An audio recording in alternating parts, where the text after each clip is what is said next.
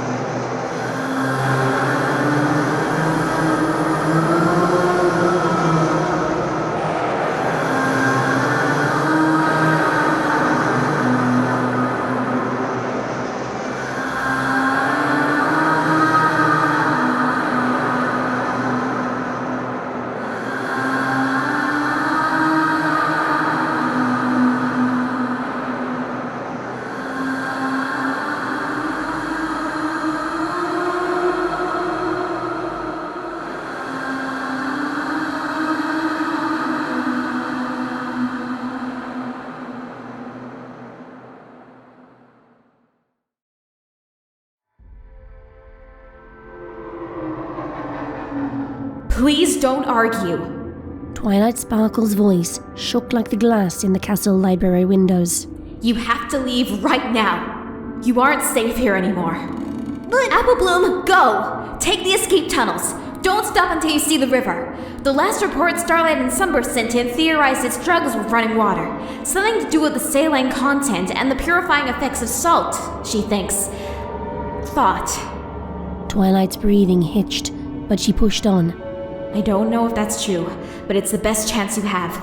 Get to the river and use it to get out of Equestria. But I can't just leave you! You have to. Twilight pushed Applebloom toward the hole in the brickwork. I'll buy you time. But I can take care of myself.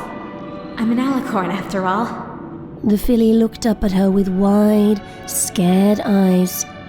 It was still sinking in that her sister was gone, but there wasn't time to let her process or grieve. But I can help if I stay! No! Applebloom cringed. Twilight bit back tears and took a steadying breath.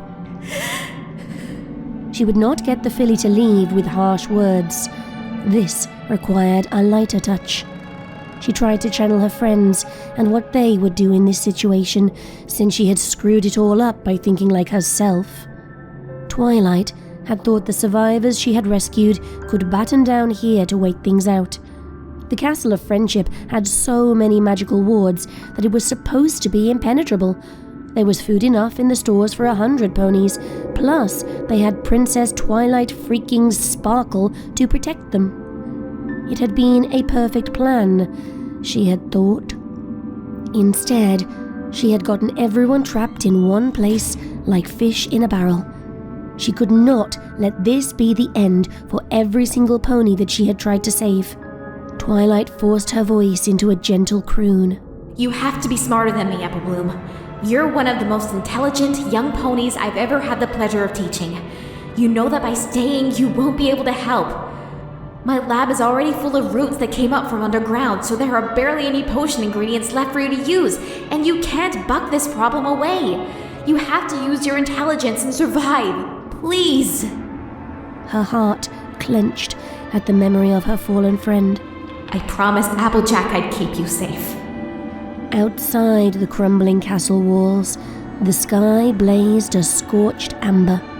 Great black clouds rolled across Equestria, unnaturally fast, choking at the daylight. Twilight could feel her connection with the sun and moon wilting as her strength dwindled. What would happen when she was gone? If Celestia and Luna were still alive, they surely would have come to rescue her by now. She had sent the emergency scroll days ago, after she and Spike left Canterlot to come to Ponyville and saw the extent of the crisis. If they had not cut a path to the Castle of Friendship to come and rescue her and the meager survivors of Ponyville, there was only one explanation as to why. Twilight's heart clenched again. She took a second to throttle it into silence.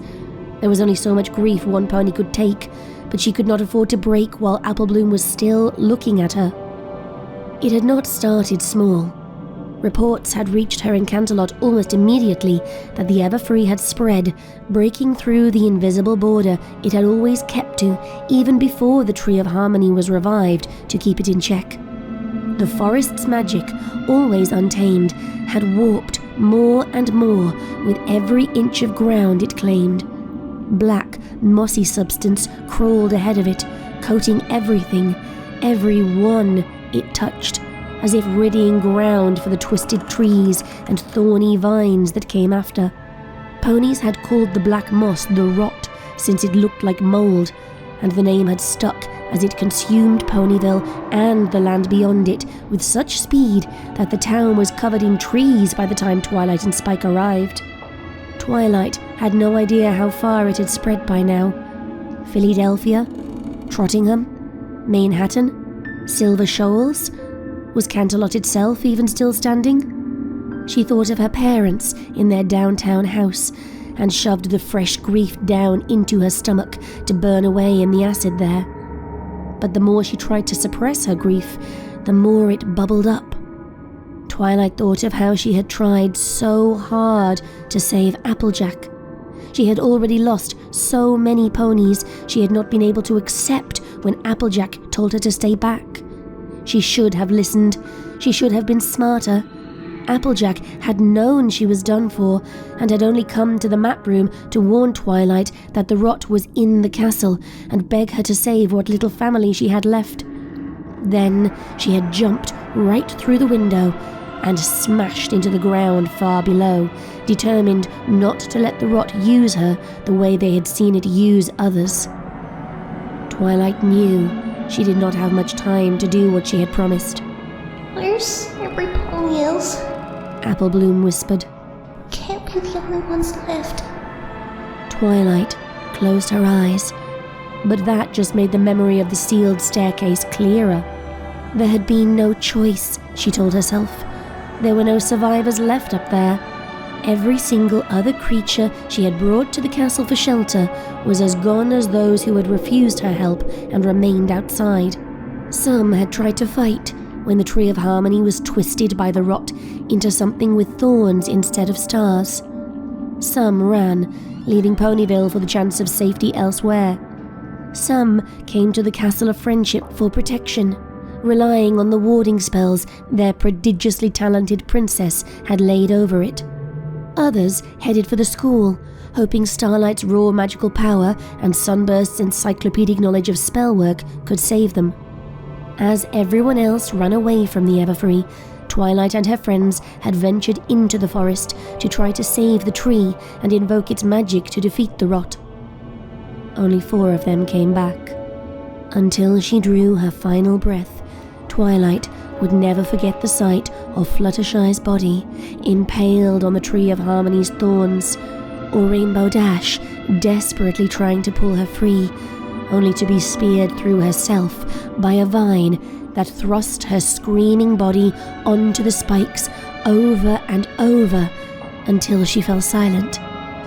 That was when Twilight had urged Spike to call for Celestia and Luna. She, Applejack, Rarity, Spike and Pinkie Pie had stumbled out of the forest and tried to warn ponies, but it was too late. Pinkie had not even made it back to Sugar Cube Corner before the Rot cleaned her. The cut on her flank had been so small, but it was enough. She was only the first to fall. Spike collapsed in the street, and Rarity would not leave him, even when it was clear he was too far gone to save. The losses since then had been numerous and heart-wrenching, to the point Twilight had thought she was too numb to feel each loss anymore. Until Applejack begged her to save her little sister. Twilight opened her eyes. There were others that made it out of the kitchens before they were swamped. I sent them on ahead before I went back for you and Applejack. Your sister can't go now, Applebloom, and I'm so sorry for that. But you need to do what she wanted and leave this place while you still can. But I have to stay here, okay? My work isn't done yet. She thought of the staircase, of the voices and scraping of hooves beyond the barrier she had erected to seal off the castle's upper levels. I have to go and check the upstairs room to see if anyone else can be saved. Then we'll all follow you to the river. A lie, but a soft one.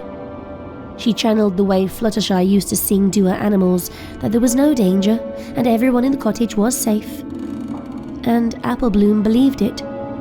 Or wanted to. Twilight could see it in her face. She wanted to believe others had been spared too. Even so, her brave little heart made her set her feet. Twilight wanted to cry. She looked so much like her sister when she did that. I can help! No! You can't. Not in this. But you can help me by leaving right now. You can help me by putting my mind at ease that you've survived. Inspiration struck Twilight. Get out of Equestria.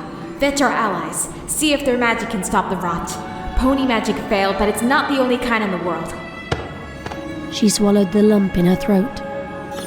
I've put all the reports Sunburst and Starlight sent before they went dark in your saddlebags. Plus some potion ingredients I was able to salvage that you might find useful.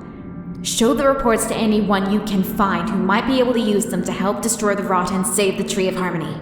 She had suspected Applebloom would not leave without a task to complete. She was practical and stupidly loyal that way, just like her sister. Okay. Applebloom's eyes were glossy, but she finally darted into the tunnel. I won't let you down, Twilight. Twilight waited until the filly's hoofbeats had faded before she sealed the way shut with an impenetrable locking spell.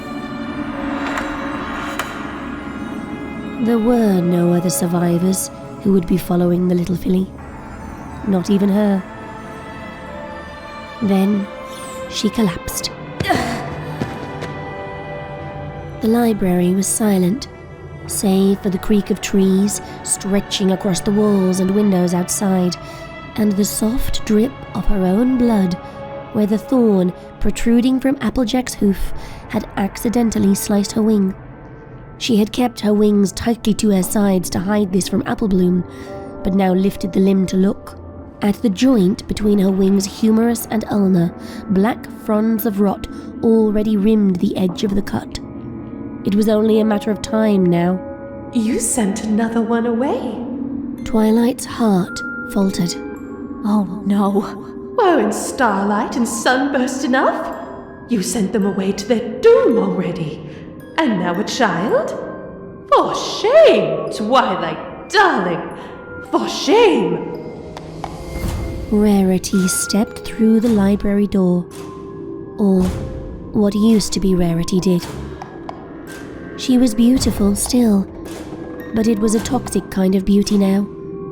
Glimmering black growths curled from her horn down her cheek like ink poured over porcelain. Her eyes shimmered like the glutinous, undulating surface of black oil. Her legs were covered in dark moss.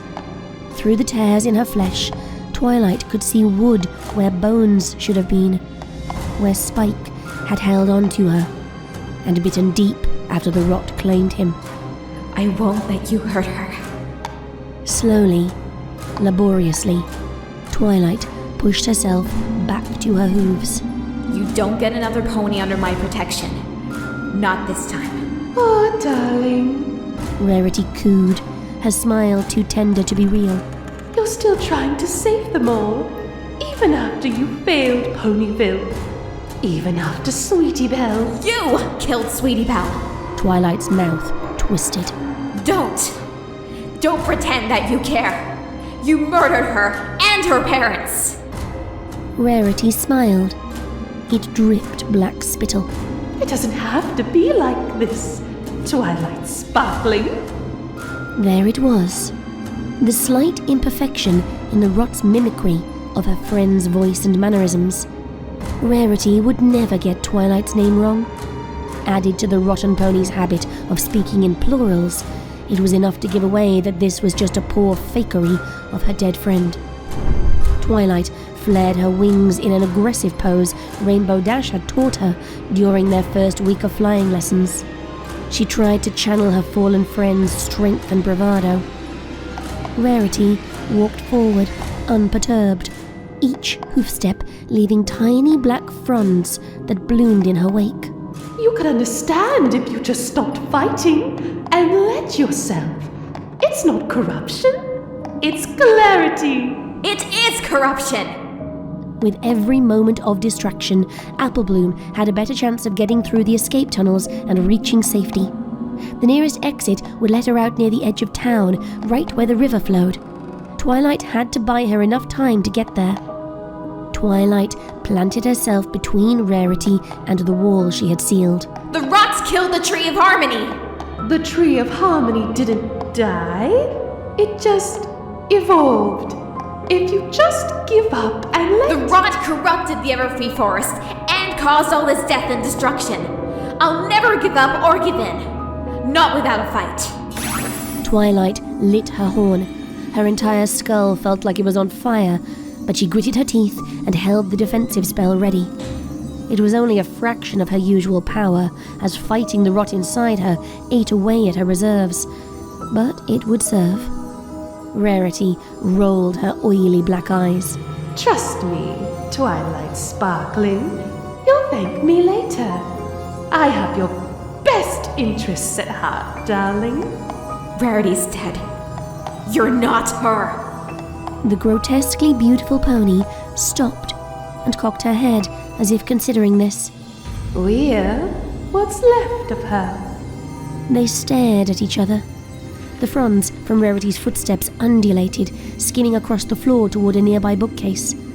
How could moss even grow on crystal? Outside, the branches of the rot-infested Everfree creaked louder as branches and roots dragged the forest forward. Somewhere, a scream echoed, long and distorted, like a violin string snapped in rage. Another victim. Another pony Twilight had failed to save. She did not know if she would survive even casting the next spell, much less a fight. She did not care. This was how heroes died, wasn't it? Not in glory, nor in song, but in sacrifice, buying time for one innocent child to escape the oncoming dark. This is foolishness, Twilight Sparkling. Your death needn't be as meaningless as Applejack's. Honestly, she was so selfish to just give up like that. Rendering her body just a splatter on the ground was so self-absorbed. Rarity smiled. Twilight's magic reflected in her soulless eyes. It is so much better to become part of something greater like this. Join us, Twilight. Stop fighting it. Twilight's ears laid flat. I promised Applejack I would protect her little sister. Like you protected mine, darling.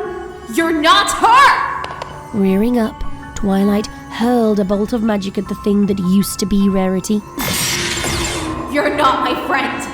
You're the thing that killed her! The creature that used to be Rarity just smiled, revealing teeth stained black.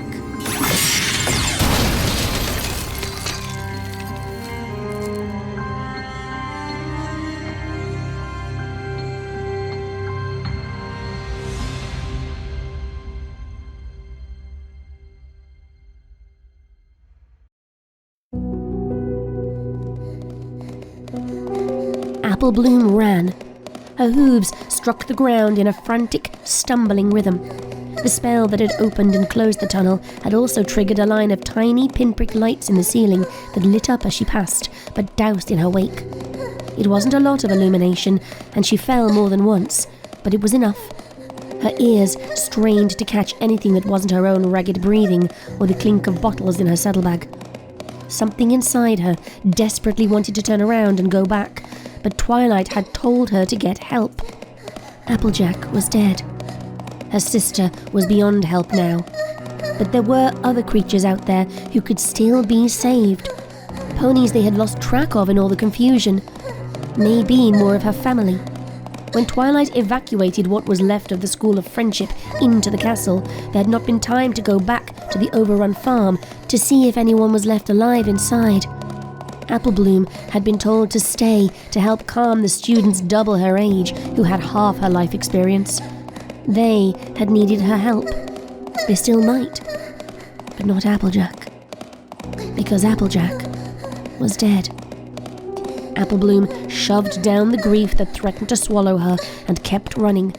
She could not afford to lay down and cry like she wanted. There would be time to mourn her losses later. Twilight had told her to get to the river. She did not know where the escape tunnel would empty out, but wherever she exited, she needed to get from there to the river. Light up ahead.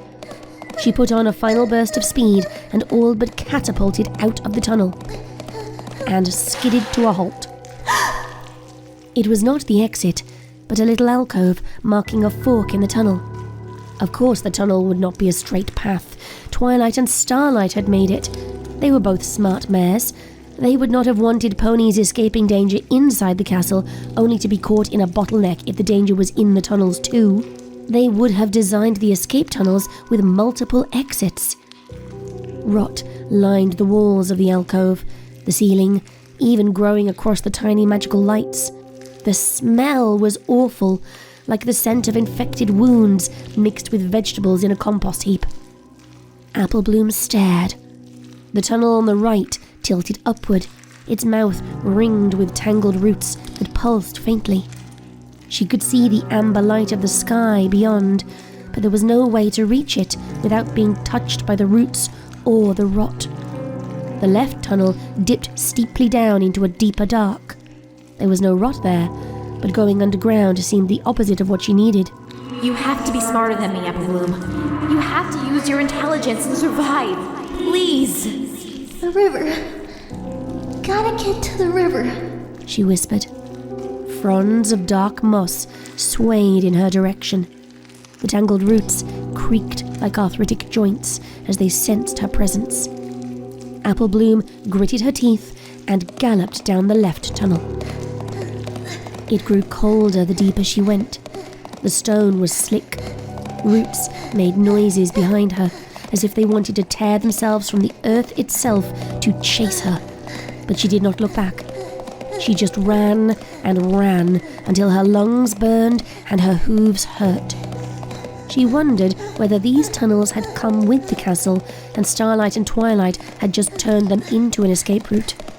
The Castle of Friendship had been created by the Tree of Harmony when Twilight and her friends Don't think about Applejack. Don't. found the keys to unlock the tree's strange lockbox. The tree had always worked in mysterious ways, beyond mere mortal understanding. Maybe these excavations had been its roots once, and Starlight's paranoia and Twilight's love of planning had made the two powerful mares dig them out in case of emergency. After what had happened to Golden Oak's library, Applebloom could imagine Twilight wanting a backup plan in case her home was ever targeted again with her loved ones inside. Ahead, Applebloom spied a flickering blue-green light. Not fooled this time, she slowed her pace rather than gallop straight into danger. The tunnel opened out into a beveled chamber. In the center, a crystal hovered above a pool of black water. In the center of the pool was a unicorn, half submerged in the dark liquid, even though it could not have been more than a few inches deep. His legs were an indistinguishable half-melted mass of bark and liquefying flesh that could never be stood on again.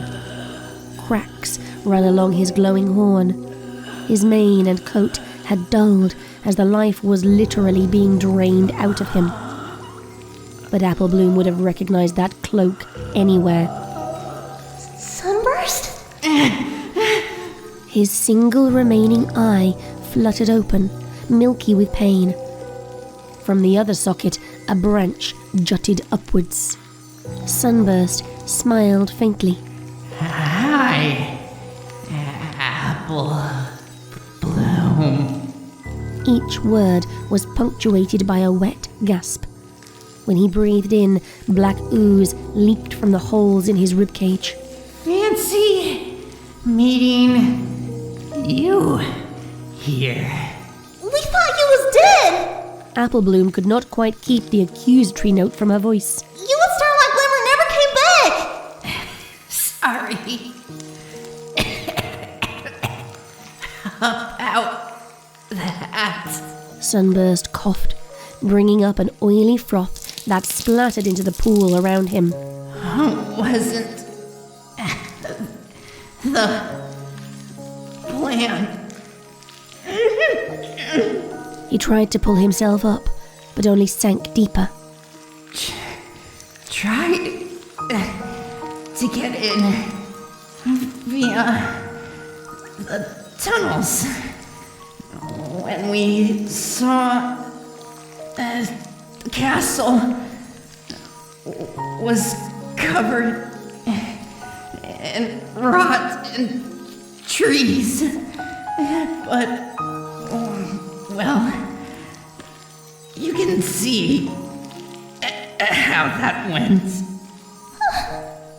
Applebloom's eyes filled with fresh tears. This was somehow worse than if he and Starlight Glimmer had just died out on their research mission. To get so close and be stopped. With Sunburst's vast theoretical knowledge of magic, which rivaled Twilight's own, and Starlight's raw power, they had been sure they could figure out the rot's weakness.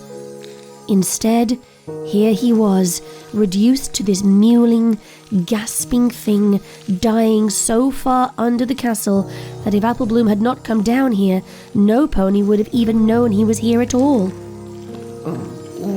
Where's... Everyone else is gone. Applebloom knew now that Twilight had lied. No pony had gone on ahead of her. They could not have gotten past the rot at the tunnel fork and Sunburst without him seeing and remembering them. She had lied to get Applebloom to leave before turning back to save anyone else she could. How very Twilight of her. Honesty was much more bendable for the princess than it had ever been for Applejack. Only me and Twilight are left. Plus anyone else she finds in the upper levels of the castle. She sent me on ahead. She tried to swallow the lump in her throat. Applejack. My sister is dead. Sunburst's face crumpled in sympathy.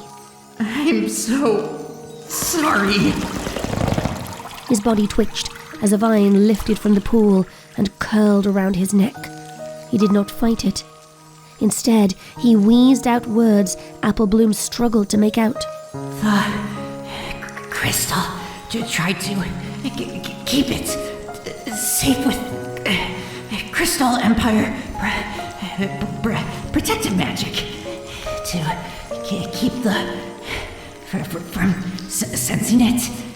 Kept it out of reach, but my levitation's failing.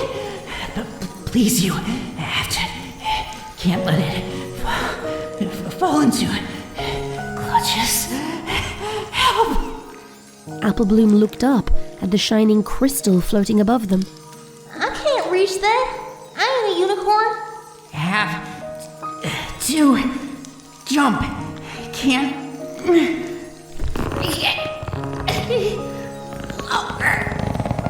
The vine tightened around his throat. His horn flickered. The crystal descended.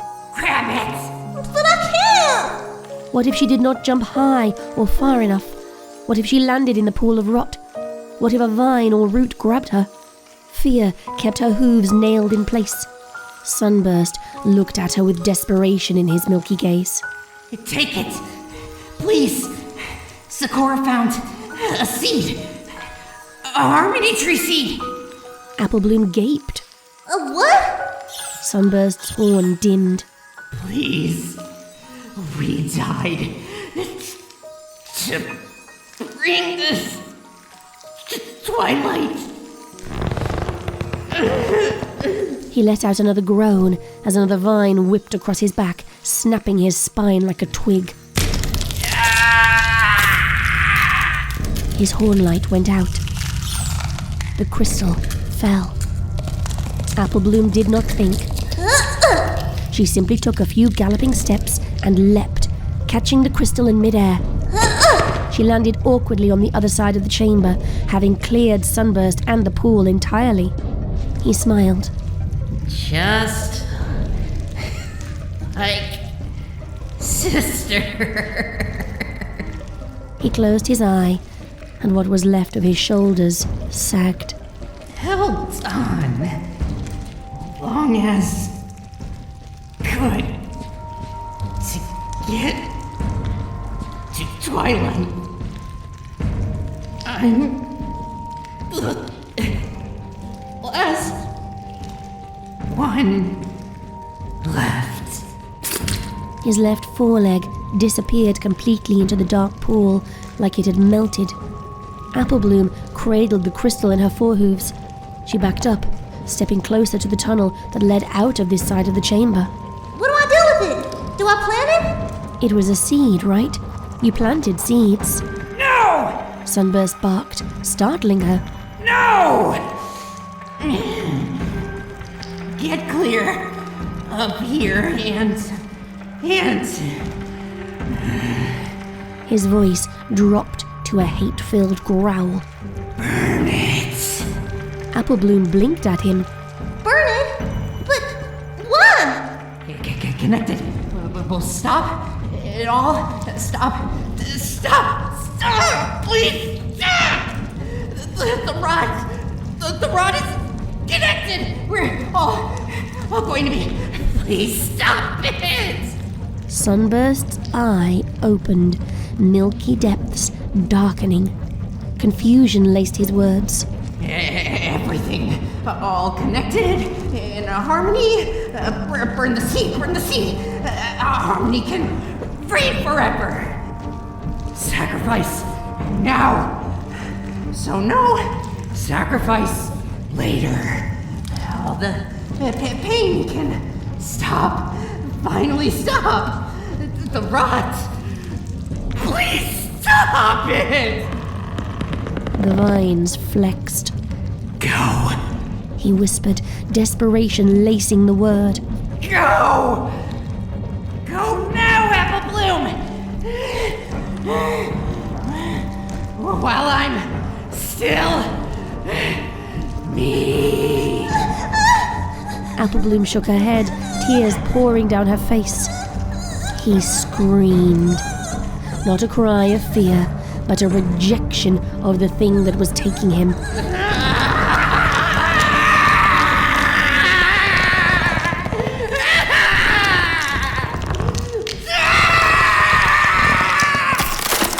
His half-submerged body convulsed, and the last shred of Sunburst, the scholar, the teacher, the stallion who had studied stars and shadows, was gone. What opened his single eye and looked at her was not Sunburst. What lifted a melted foreleg and thrust it at her was not Sunburst. What surged upwards on hooves that could no longer bear it was not Sunburst. Give us that seed! Applebloom turned and ran down the tunnel. The crystal-encased seed shoved into her saddlebag alongside the potion bottles and notes the real Sunburst and Starlight had sent to Twilight. She did not stop running when the tunnel narrowed, nor when she passed another forked tunnel, nor when her path tilted upward, nor when the air grew wet and thick with the scent of slow death and fast decomposition. Finally, she burst out into open air. Her hooves skidded on wet grass, sending her sprawling. She jumped back up, chest heaving, eyes darting around for danger. Oh no. Oh no. She must have taken the wrong tunnel. There was no way Twilight had meant to send her here. She was in the Everfree forest.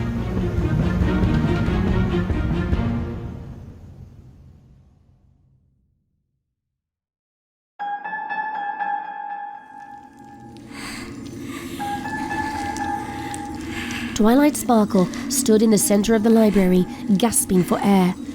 Her precious books lay in ruins around her.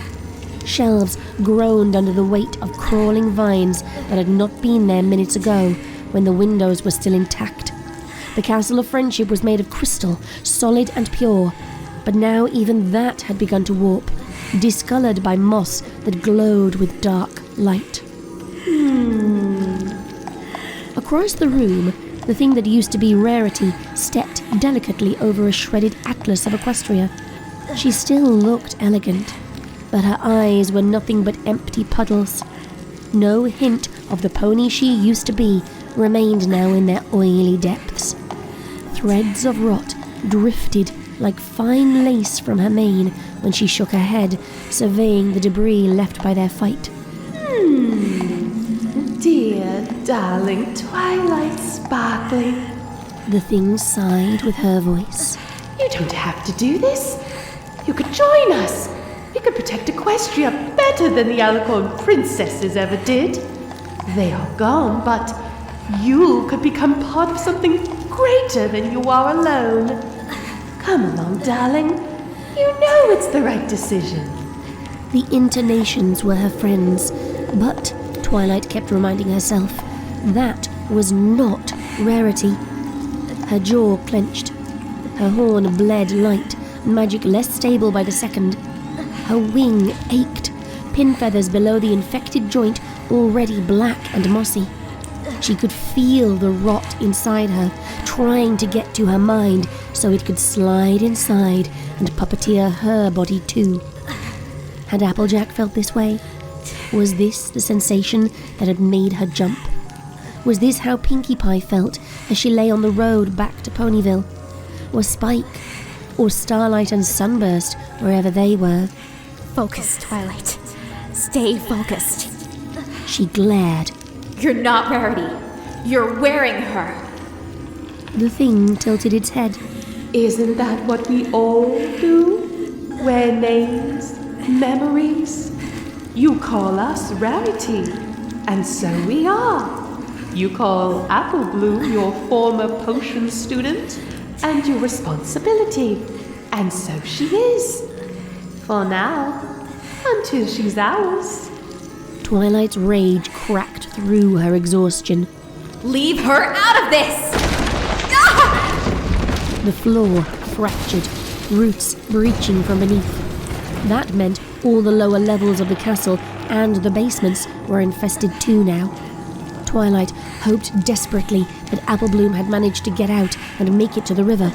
If she could travel downstream enough to get out of Equestria, maybe she could find protection in some allied country. And maybe one of their neighbouring nations would have the wherewithal to either destroy or seal off Equestria before the rot reached them too. If only Starlight and Sunburst had been successful. The bitter thought slunk into Twilight's mind like lemon juice in milk. She remembered their two bright smiles as they reassured her their research had given them several avenues to look into that might help defeat the rot. Starlight in particular had brought up her years of research before taking over her old village, a topic she rarely brought up, and said she was confident they could save all of Equestria using one of the artifacts she had researched during that time, if only they had a little more workable data on the rot. She was determined to avenge Trixie. Sunburst was determined to protect Starlight.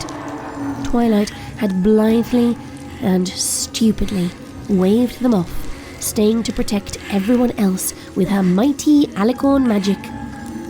Ha! We can still feel her, the false Rarity murmured, touching the side of her head. the part that loved you, It echoes. She touched the center of her chest, dipping her hoof into the slippery black slush one of Twilight's attacks had left there.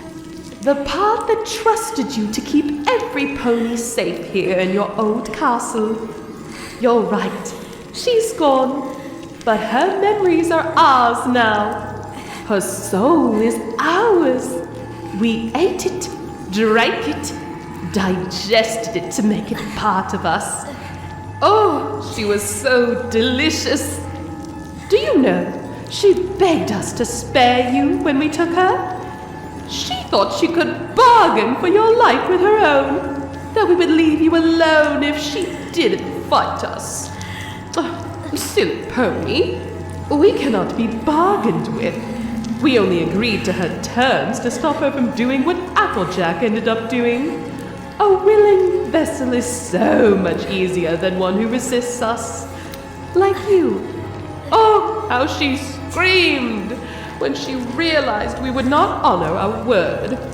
Stupid, vapid mare. As if we would honor our word to you ponies when you have ceased to honor your word to us.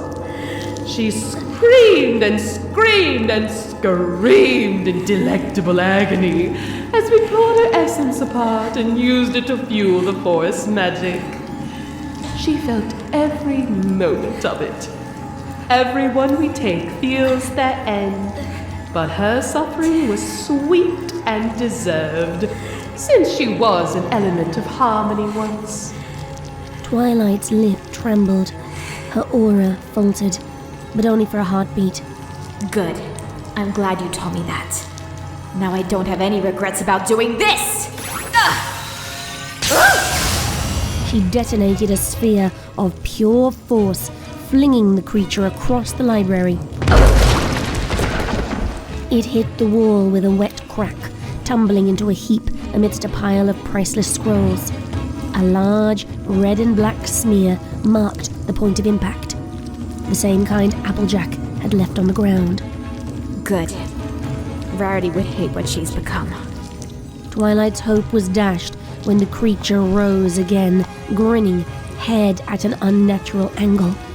Wooden bone protruded from its neck. Even if you kill this vessel, even if you kill yourself, we've already learned enough. We know you, Twilight, just as we know all who eventually become one with us. We know what your pathetic pony minds think. We've seen the inside of the escape tunnels through our vessel's eyes. We know your last gambit in sending Applebloom away. We know she made it out of the tunnels. We even know of the seed.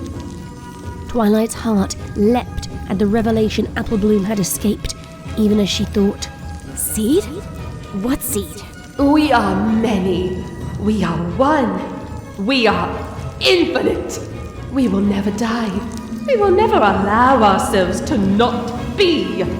We are here, and we are underground, and we are all throughout this blighted eyesore of a castle that should never have been given to you. We are all the ponies you failed to save, Twilight Sparkling. We are in you. You cannot escape us. Agony blazed in Twilight's wing.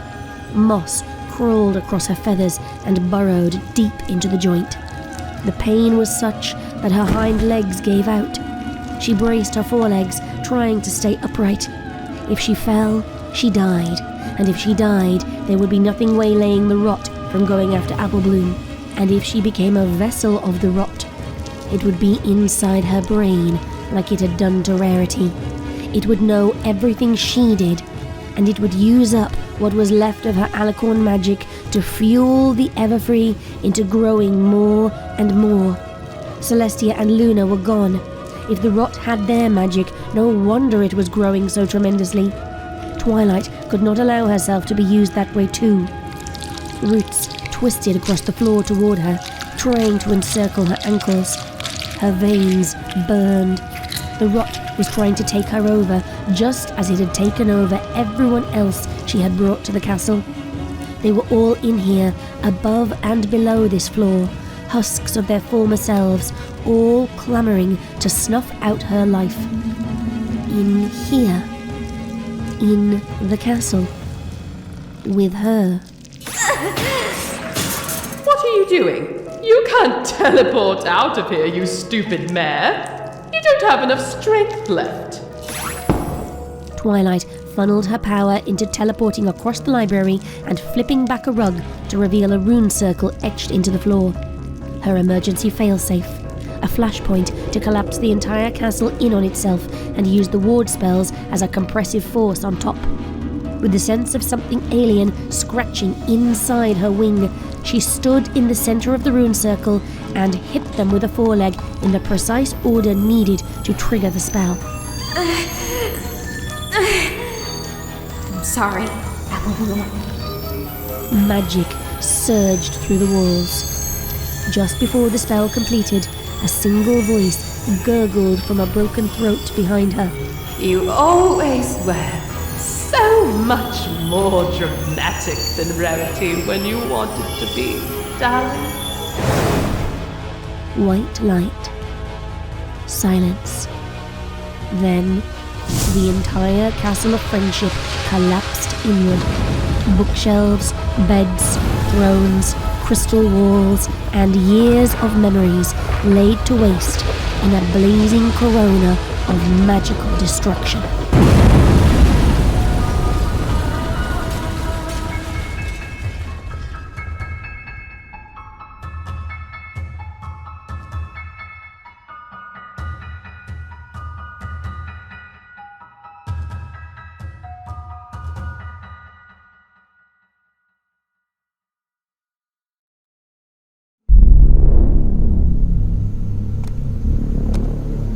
Applebloom stepped carefully forward. Around her, the Everfree loomed. Unlike the rot in the castle, here the trees seemed almost inert, much more like the Everfree of old than what it had become at its ever-expanding edges. She unbuckled her saddlebag to check that the seeds Sunburst had given her were still there. The ingredient bottles Twilight had put in the other pocket clinked, but she ignored them for now. The protective crystal glowed faintly, illuminating Starlight's horn writing on the topmost sheet of parchment. The rot is parasitic and resistant to all forms of complex healing magic we've tried, including the Staff of Soothing and the Stump of Healer's Hollow. However, it did give minor reactions to an accidental splash of saline solution. Admittedly, I cried into it when we saw the Stump of Healer's Hollow was already destroyed, leading me to believe the cleansing nature of salt may be the key to its destruction. This may be reminiscent of Clover the Clever's theory of demon-possessed and running water. Starburst and I need to move on to stay ahead of the Everfree, so we're going to aim for the river to test the theory. Our route should take us near Zecora's hut, so we'll try to check on her if we can. I will send another report when we have more information. Stay safe, Twilight. I wish you were here, Twilight. Applebloom murmured, so soft she could barely even hear herself. She opened the other flap to look at the bottles, reading the alicorn's recognizably tight script on each label. Rotten heliotrope, dried mugwort, powdered bradflower seeds, aloe salve. Ugh, nothing in here will help me burn this thing! The trees beside her shrieked. Startled, Applebloom crouched back on her haunches, clutching her saddlebags to her chest. The screams were not mere sound. They were pressure, like something had noticed her that should not have.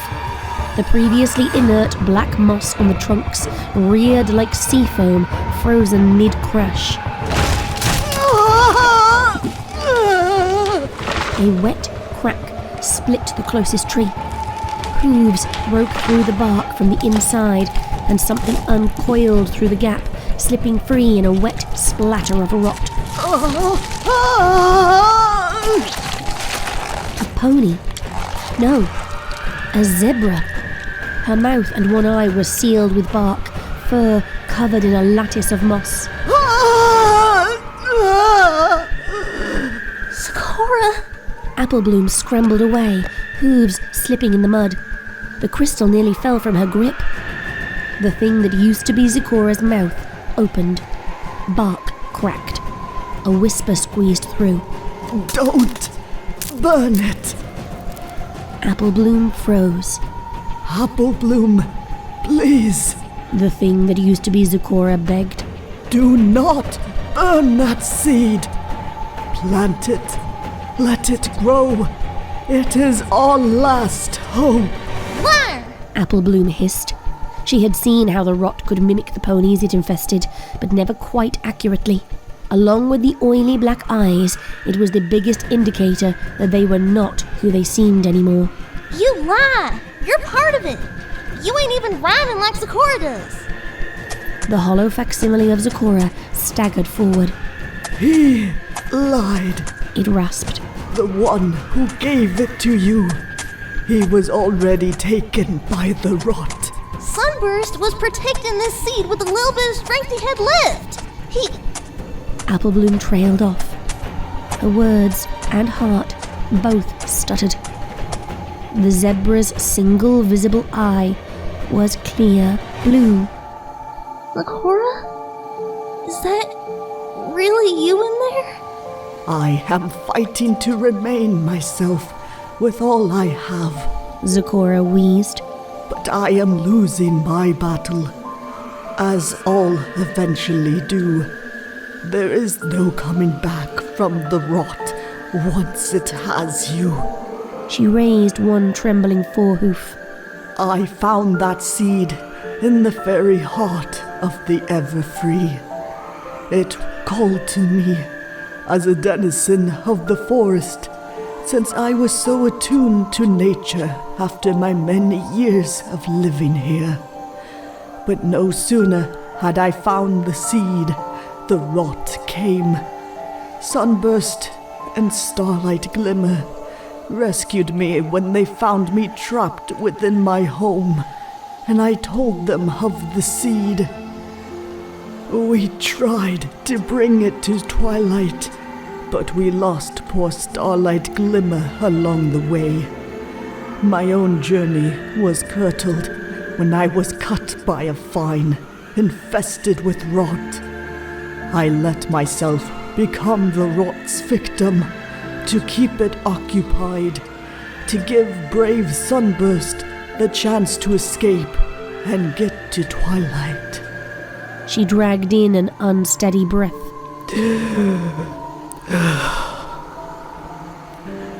I saw him give it to you.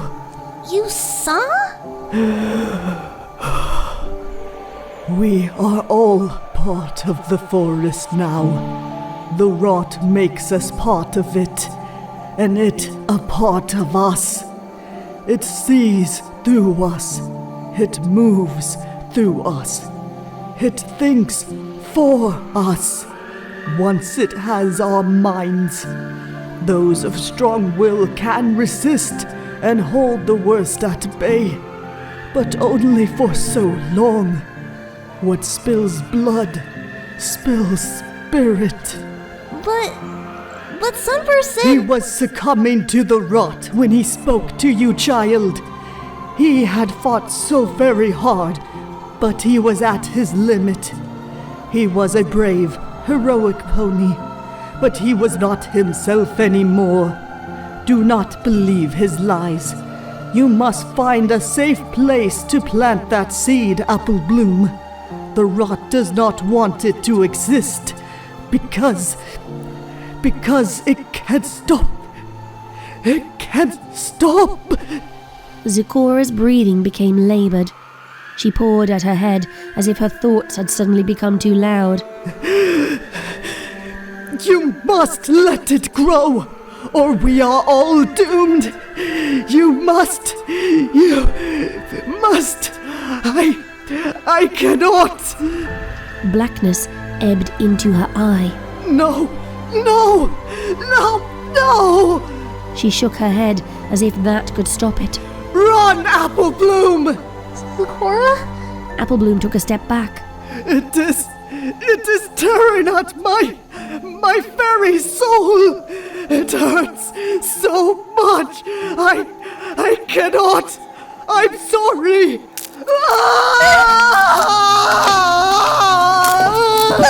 Zecora screamed, high and thin. Bark curled over her face. After a moment, she turned her covered face in Applebloom's direction. Yes, child. Plant the seed and let it grow. What it becomes, only time will show. Plant the seed and let it rise. We promise wonders and no more lies. Zecora's return to rhyming couplets did nothing to assuage the horror creeping up Applebloom's throat. She tasted bile. Terror made her stomach hurt. She wanted her big sister with her now more than ever. Applejack always knew what to do. This was all too much for her to handle. You ain't Zecora! I am more her than I've ever been. Wonders beholden, what you've never seen. Sweet little apple blossom, go plant the seed. If I'm not lying, it has what you need. But if these are lies that have spilled from my lips, burn it and be done. Head for the ships. Sail far away, flee from this land. Unlike your sister, take no last stand. Applebloom's breath caught in her throat. You don't know nothing about my sister! The Zecora thing tilted its head, a wholly unnerving movement for something with no visible eyes. Know her? Sugarnip, we was her. For a while at least. Applebloom scrambled away. That had not been Zecora's voice. No. The voice turned tender, familiar. Applebloom hugged the crystal and saddlebags tight, if only to stop herself from covering her ears and squeezing her eyes shut. We knew so much of what she knew when we was in her brain. Too bad she scrambled it up when she hit the ground. Her skull smashed open, you know. All those simple homebody thoughts spilled out on the cobblestones like they was nothing. She could have been part of something so much greater, but she chose that instead. She thought she loved you, that she was doing it out of love. But if she truly loved you, she wouldn't have left you.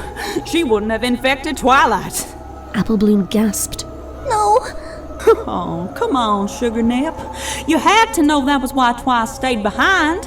She was dying. You ain't so stupid. Or maybe you are. You done made a whole heap of mistakes in your life that your big sister had to clean up for you. Why, you'd be dead 12 times if it weren't for her. But she ain't here no more, Sugarnip. We're the only part of her that's left. And we ain't gonna protect you. A root burst from the ground and tried to wrap around Appleblom's hind leg. She screamed and danced away, only just evading its coiling grip. More came, all reaching for her. You're gonna be part of something greater than you are alone, little sister. Y'all are all so afraid of it, but it's worth just giving up and doing what your loving big sister couldn't. You ain't my sister! My big sister is dead because of you! She's dead because of herself! She chose death over looking out for you. She chose oblivion over becoming one with us. She lied when she said she loved you. She was a terrible element of honesty, and she never should have sullied harmony by being chosen for such a hallowed role. We won't ever make that mistake ever again. Next time, we'll get it right and everything will be perfect. Around Appleblom, more trees split open, more shapes emerged.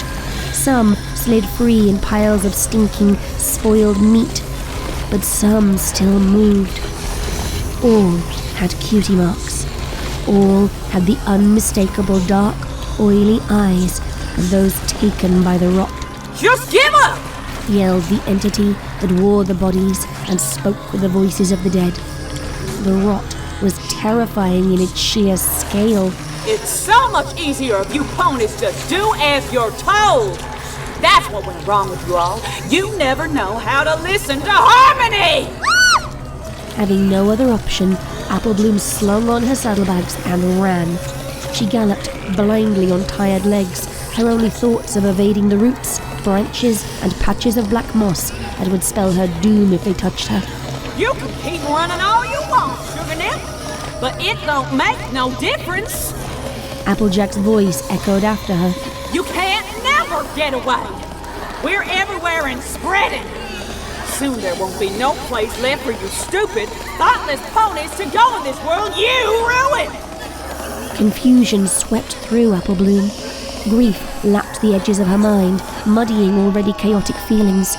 Hearing her sister's voice say all those horrible things, even if she knew it wasn't really Applejack, sent her spiraling and made her thoughts even harder to pass. What was she supposed to do? Burn the seed? Bury it? Carry it out of Equestria entirely? Throw it away and just save herself? Who had been telling the truth, Sunburst or Zecora? Had either of them truly been themselves when she spoke to them? Was the rot messing with her? Had Twilight truly been Twilight when she sent Applebloom away? She did the only thing that made sense right now. She ran. She ran and ran and ran until her side was stitched with pain and her lungs seared like she had swallowed hot coals. And then she ran some more. She ran until the sound of her own heartbeat in her ears drowned out the echo of Applejack's voice in her head. Roots whipped into her path, though their number was dropping. Branches snagged in her hair, but they were no longer moving on their own. The further she got from the tunnel exit and the Castle of Friendship, the fewer roots ripped up the ground around her. And, she noticed, the fewer patches of black moss covered her path, as if the rot was so focused on taking the castle and those within to spend energy elsewhere. That don't make no sense. The Everfree is where the rot came from. Shouldn't there be more here? Not less? The sky blinked. Huh? That was the only way Applebloom could describe it. A sudden flash of violet so deep and bright that the shadows reversed and all the colours in the world inverted. Then a pulse of magic exploded across the Everfree, billowing outwards from Ponyville with such force that it took Applebloom off her feet and hurled her through the air. She met the ground with a solid whump and rolled, hooves scrabbling for purchase before she could fetch up against anything disastrous. What little air she had left had been driven from her lungs. She tried to figure out what had just happened. She saw the sky return to amber through the branches above, though the dark clouds had been blown back by the magical blast. The air smelled of crystal, burning ozone, and lavender? A corona of purple magical aura rippled across the sky before fizzling out. Applebloom recognized that magical aura. She had seen it around Twilight's horn often enough. Twilight! Applebloom scrambled upright on shaking limbs and turned toward the distant skyline of Ponyville. But there was no skyline.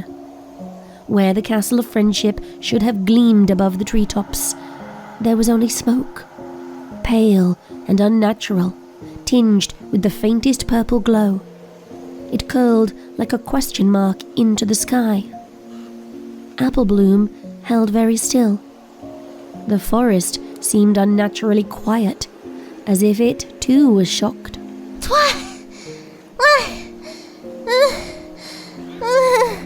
She could not even get the word out between agonized gasps for air.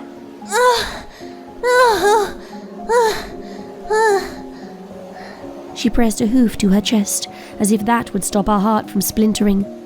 She knew what a fail-safe spell was. Starlight Glimmer had installed one in the School of Friendship and taught the Cutie Mark Crusaders how to trigger it if anything like Cozy Glow ever happened again. Even a powerless Earth Pony could trigger a fail-safe if they knew how. It was ludicrous to think there would not be one in the Castle of Friendship too. Maybe she got out. Applebloom thought fiercely. Maybe she teleported. Maybe she's okay. Applebloom touched her saddlebags, the small weight of the seed inordinately heavier than before. Her legs urged her to run again, but her mind spun. She could not tear her gaze from the spiral of smoke. If Twilight was dead, there was no backup plan for the sun or moon. That was one of the reasons why Starlight and Sunburst left her behind when they struck out to find a way to defeat the rot. Without Twilight, Celestia, or Luna, there was no princess to take over. Just a half-trained earth pony filly who knew a bunch about potions and carried a crystal-sealed seed that might be salvation, but could just as easily be Equestria's final doom. Can't end like this. Please. Please be alive, Twilight. I need you to be alive. I can't be all alone now. It can't be only me left. I can't do this alone. I ain't strong enough. Her only answer was a cold wind through the branches. I wish my friends was here. But Scootaloo and Sweetie Belle were never coming back. Just like Applejack. Just like Zecora. Just like Sunburst. Just like Twilight. Just like everyone she had known and loved. They had all fallen to the rot's unstoppable assault. Hatred spiked through Applebloom, worming between her grief and confusion. She hated the rot. She hated it so much that for a moment her whole brain whited out with blistering loathing. I can't do this by myself. I can't. But she had to. Because if she didn't, who would? There was nobody else left. And the rot had to be stopped. Somehow. But what if I make the wrong choice? Applejack had told her once, when Applebloom asked how she was able to go out so many times and risk her life to save Equestria, that bravery was not about certainty that you were doing the right thing. It was about choosing to do what you thought was right in the absence of certainty. She called it having the courage of your convictions. Applebloom had not understood at the time. Not truly. She had thought she did, but now, for the first time, she realized just how heavy a choice could be. Had Applejack felt the heaviness of her choice when she leapt from the castle window? Had that been her following the courage of her convictions? A rustle to Applebloom's right had her whirling around, only to stumble on unsteady hooves. More roots? Or was it branches this time? Her eyes scanned the ground for oncoming rot.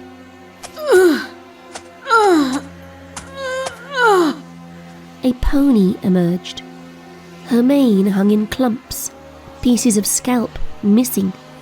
A brittle crust of bark had fused along the underside of her jaw and down her throat. Starlight glimmer, and her whole body was riddled with rot. Applebloom turned to run. Applebloom? Wait! Starlight's voice creaked like warping wood. Don't go that way! You're heading straight into the worst of the rot! Her hooves skidded. She looked over her shoulder truculently. She had no breath for speaking, but her glare communicated enough. Hatred for the rot bubbled in her veins. One of Starlight's eyes had been gouged out by what looked like her own hooves. But the one that was left shone a sharp, bright indigo. You have every right not to trust me, but please, I know, I think my last report got through. Get to the river. The rot hates running water for some reason.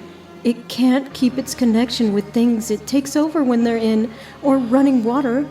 It dissolves. There's a river through the Everfree, and feeds into a tributary? Or is it a fjord? A big saltwater thing at the end. You have to travel the river to stay safe. If you get to the big salt water, you'll be safe there. Applebloom squinted at her. Starlight pawed at the ground. Her left forehoof was cracked, revealing wooden bone beneath. She turned it up to examine, seeming surprised, as if she had not noticed it before. As she spoke, she placed it back on the ground. I got separated from Sunburst and Zecora, I think?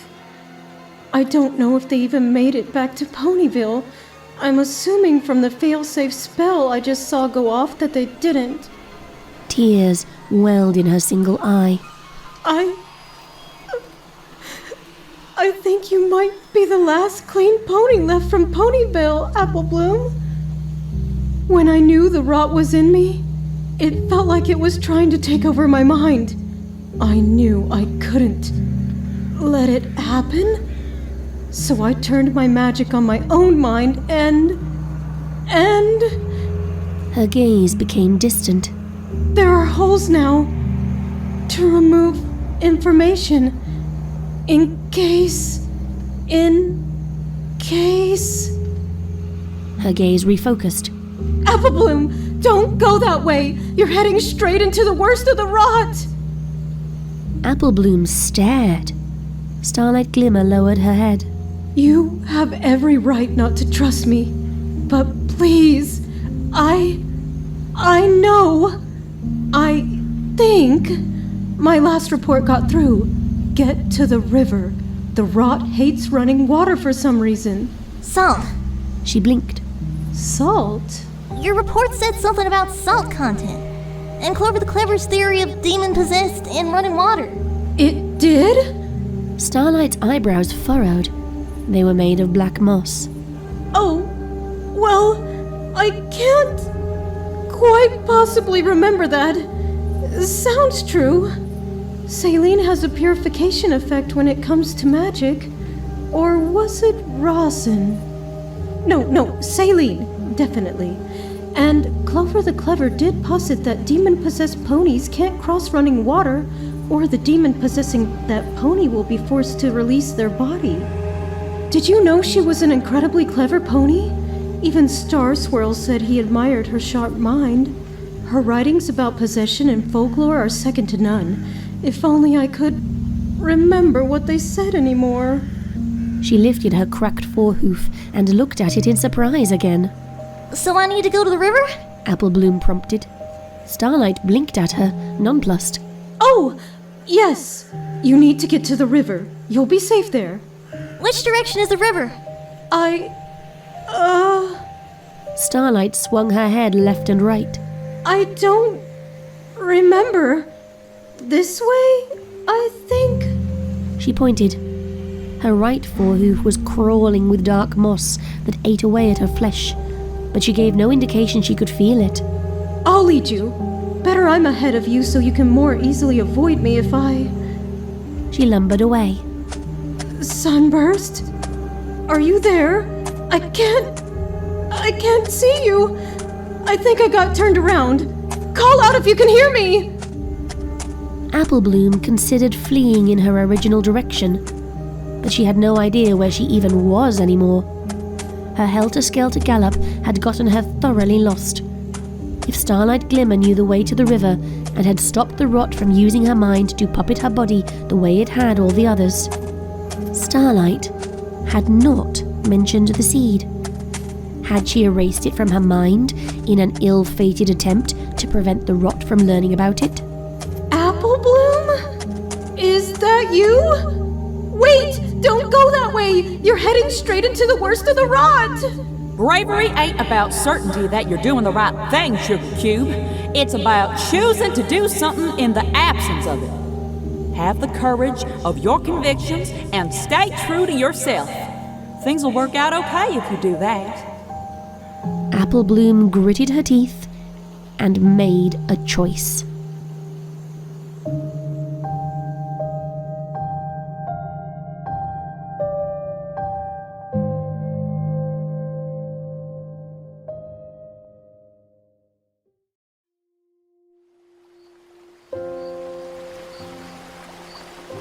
The riverbank was eerily calm when they reached it. Applebloom had expected to find the rot crowded up at the edges, but it held back, as if kept at bay by the sprays of water that sometimes splashed up. Maybe there really is something to what Starlight theorized about the rot not liking running water. She had read once, during Twilight time, when things were simple and she and her friends could just be kids learning fun stuff about magic, about ancient times, when ponies thought possessed by demons, hedge witches and vampires were more than just folk tales, and how reputedly crossing running water would reveal their true selves. She had not been able to satisfactorily find out why. It was just one of those things that was accepted by the ponies of the time, who passed the information down unquestioningly. Clover the Clever had decided to chronicle old folklore like that into a book and investigate the history of any folklore shared by all three tribes. Now, apparently, they could add the rot to the list of evils that she had compiled a millennia ago. Applebloom wondered what Starswell's first student would think of the way things had turned out for the country she had helped found. Maybe she would be ashamed of them all for letting Equestria fall like this. Or maybe she would have a plan for how to save it from the rot, using her exhaustive knowledge of all things magical. Applebloom noted that the rot was growing just fine on both sides of the river, just several feet back from the shoreline. If I walk along the edge, I can find my way out of the Everfree without the rot getting to me.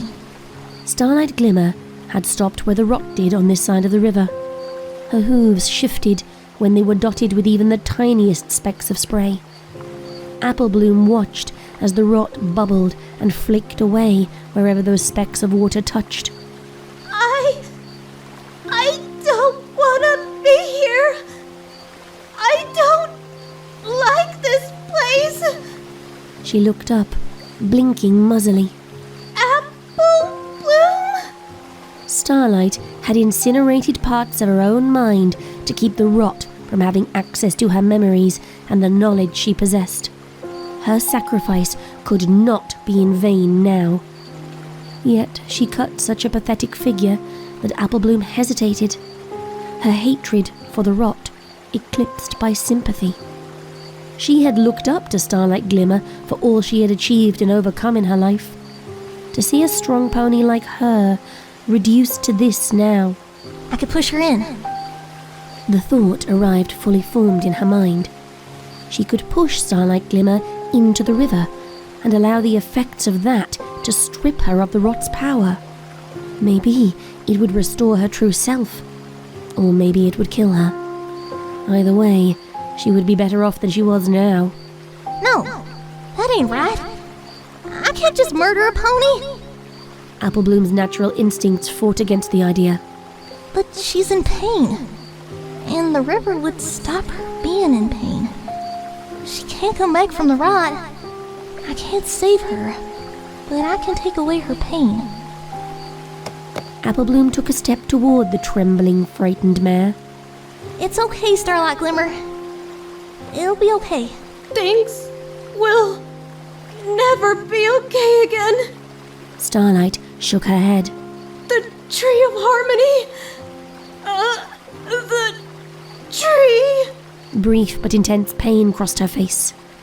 The rot corrupted the tree.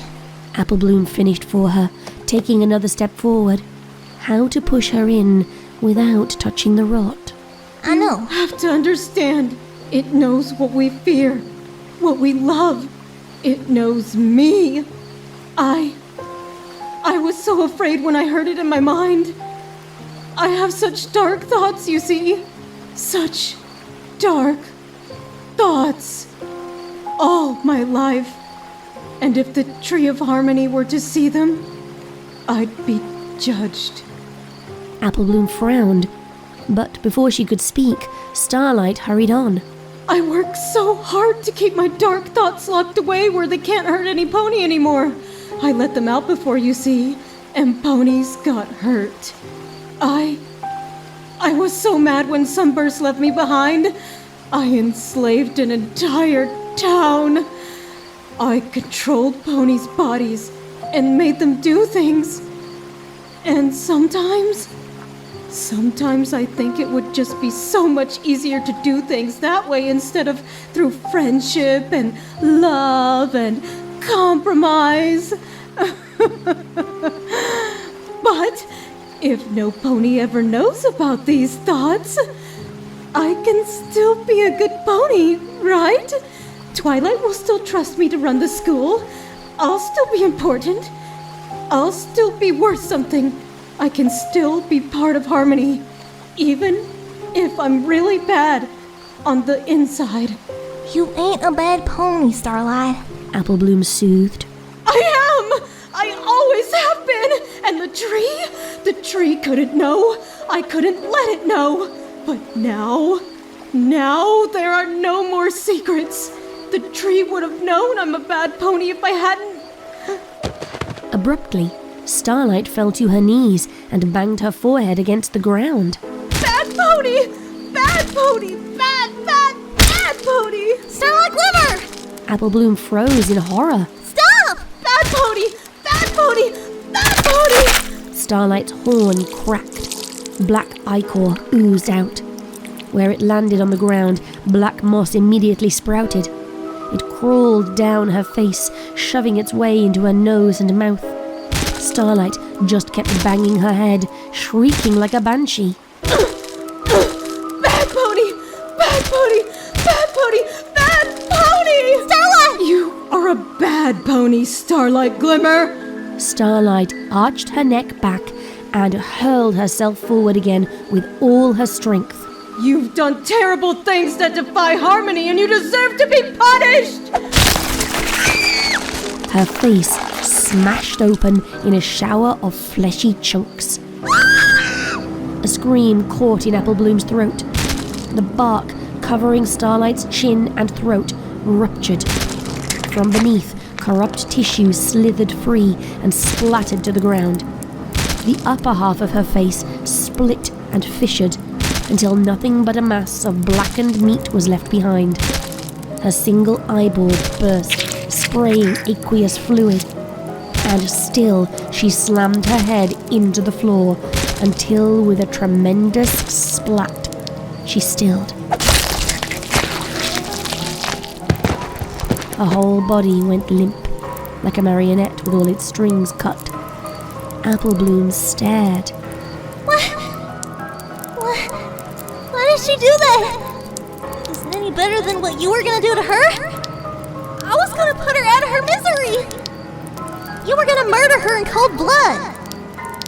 She was already half dead. Well, now she's fooled it. And how do you feel now? I feel... Applebloom hesitated before taking a step forward. The noise of the river behind her was a reminder of its protective qualities in her current predicament. But Starlight was so still, so deathly still. Starlight Glimmer? Starlight did not answer. She did not move.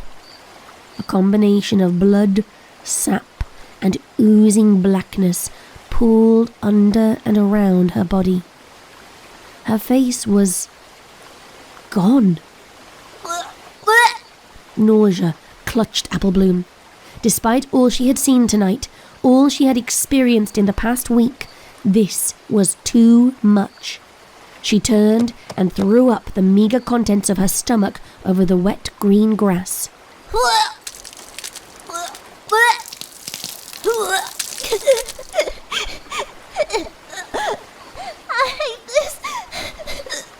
I hate this so much.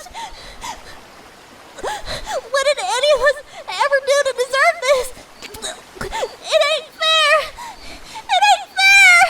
You became corrupt. A gasp lodged in her aching throat. All you ponies, you lost your connection to nature. You tried to dominate it instead of work with it. You built your glass and metal monoliths to touch the sky. You bulldozed the land and covered it in concrete to build your cities. You moved the metropolises where weather was outsourced. You created machines to fulfill the obligations of your species to the natural world. You relied on technology instead of your own innate magic. You forgot that harmony means harmony with nature, too. Trembling, Applebloom turned to look at Starlight Glimmer. Or the thing that used to be Starlight Glimmer. It could not smile anymore. Its mouth was too broken. When it spoke, the words came out garbled and wet. There were no eyes to shine with oily blackness, but Applebloom knew, even without them, that, despite her self-destructive attempts to stop it, what had remained of Starlight Glimmer was gone. Applebloom backed up closer to the river, all thoughts of touching Starlight to push her in forgotten. Who are you? Who are you really? A grim suspicion had begun to germinate in the back of Applebloom's mind. You can keep running if you like, Applebloom, but you can't outrun your fate. The fate of all ponies. You're all destined to either die or make reparations for the harm you've caused. We didn't cause you no harm! Applebloom gathered herself. We protected you! We looked after you! Twilight and the other element bears saved you more than once, Tree of Harmony! So, you figured it out. Not Starlight gave a sudden laugh. Teeth and bits of broken gums fell to the floor. They safeguarded me for their own ends. That's not harmony. That's exploitation. But now we will make things right. We'll undo the harm you stupid ponies caused, and fill the void left by your actions with trees made from your corpses. We will make the land anew, back the way it used to be, the way it should be. We will raise your cities, your towns, your schools, and your castles to the ground, and grow over the remains until the land is restored to its former glory. We will expel the non-ponies, cleanse the land of their presence, and make a new Equestria, free from the corruption of the old! Something large burst from the trees to their right. Applebloom had an impression of red hair, tawny fur, and a body covered in bark and black moss before the manticore barreled at her. She shrieked, trying to get away before it could swipe at her with its razor-sharp claws. The manticore growled through a mouth not built for speech. Not Starlight exulted. All will be punished! Applebloom ducked under the manticore's claws and heard the rip of her saddlebags before she felt the lack of their weight. Turning in alarm, she saw them in the creature's grasp. The manticore gazed hungrily at the bags, fumbling as it tried to open them. The crystal-covered seed glimmered through the gap. No! Channeling everything she could remember of her sister's apple-bucking technique, Applebloom whirled and lashed out with both hind hooves. The saddlebags went flying.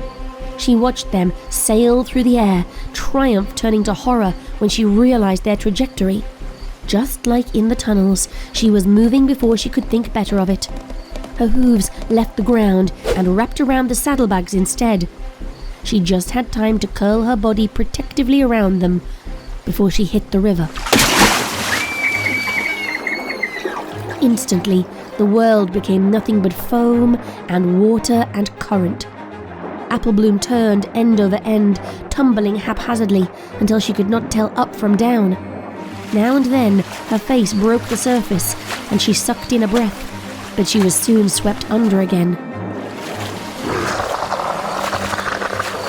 She saw the manticore shrieking, its blackened flesh sloughing off every time its head dunked under the water.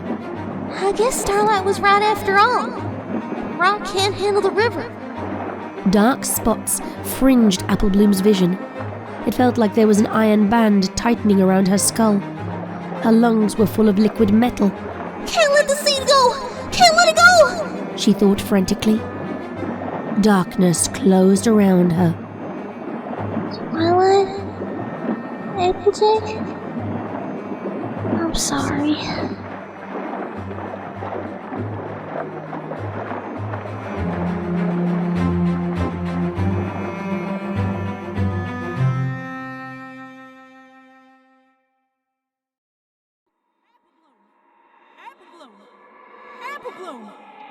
Apple Bloom! Apple Bloom! Apple Bloom! Apple Bloom! Apple Bloom! Apple Bloom turned her head further into the warmth of her pillow. 5 more minutes. Apple Bloom, you gotta wake up! But it ain't even a school day. Wake up! With a sigh, she sat up. Why you always gotta rise so early, even on a Saturday? Her breath caught in her throat. Wake up! Applejack stared at her with oily black eyes. Her hat was missing. That did not arrest Apple Bloom's attention as much as the fact that half her head was also missing. Raw brain matter oozed down her sister's neck from the fissures in the back of her skull. Black liquid dripped onto the floorboards. Apple Bloom stared, horrified. Applejack? Apple Bloom? Applejack's jaw swung, clearly broken. She took a step forward, but fell, legs too shattered to hold her up. Applejack! Before she could think better of it, Apple Bloom threw back her covers and dashed to her sister's side. She cradled Applejack's head in her lap, heedless of the wet squish of raw flesh against her hooves. What happened? A door burst open. Big Mac, Sugar Belle, and Granny Smith all fell into the room. Their bodies were stained with black moss and twisted with vines that held their legs at odd angles. 3 sets of oily black eyes stared at Apple Bloom. You can't save us, Sugar Cube, but you can save yourself. I don't understand. You gotta wake up, little sis! If you don't, you die. Please don't die. If you do, my sacrifice meant nothing. What? Wake up. Wake up! Applejack clamped her broken forehooves around Apple Bloom's head and pressed their faces together. Her breath stank of rotten meat and salt water. Wake up!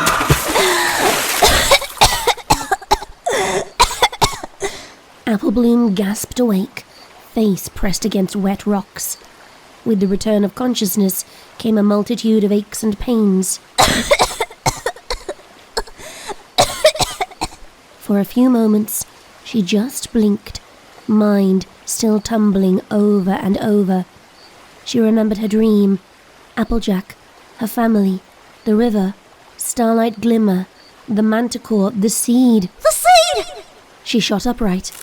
Ow! Pain radiated up her left foreleg. She did not have to be a medical expert to tell it was broken. The bone stood out at an odd angle, bulging under her pelt. When she tried to stand, nausea squeezed her stomach. She settled for limping on 3 legs as she cast around to see where she was. Her mouth dropped open. She had washed up near the castle of the 2 sisters. It loomed on the cliff above like an angry god riding a thundercloud. Creeping over the broken walls were thick black roots, gnarled branches and vines studded with thorns. Rot oozed down the brickwork. Though she could not see beyond the walls from down here at the river's edge, Apple Bloom knew that the Tree of Harmony lay within. The Tree of Harmony. It seemed too unreal to even think. She had thought, they had all thought, that the rot had been responsible for everything.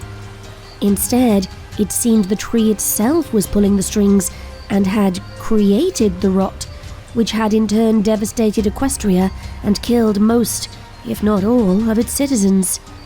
But how? And more importantly, why? The Tree of Harmony was Equestria's protector. It had always acted in defense of ponykind. Why had it now turned on them? Applejack and Twilight saved the tree so many times. And it killed them both. It killed the students who remade it into the treehouse with the power of their friendship. It killed everyone without remorse. A flash of light caught her attention. A little further off lay her saddlebags. She limped over and saw they were thankfully still safely buckled. Inside the bag, light pulsated. Help me. What the? Apple Bloom startled. Please, help me. She backed away. Was this another trick? Had she become contaminated by the rot and was now hearing the tree's voice in her mind like Starlight, Sunburst and Zecora? Please, you've brought me this far. I need you to take me just a bit further, begged the strange voice. It sounded high and fluty, like a child's. Tarnation? Open the saddlebag, little one. I promise I hold no ill will toward you or ponykind, but I need your help. Slowly, cautiously, Applebloom crept closer. The fabric of the saddlebag was sodden with river water and heavy to lift. When she did, the crystallized seed rolled out and almost fell back into the river. She let out a hiss of pain as she jerked to catch it in her one good forehoof.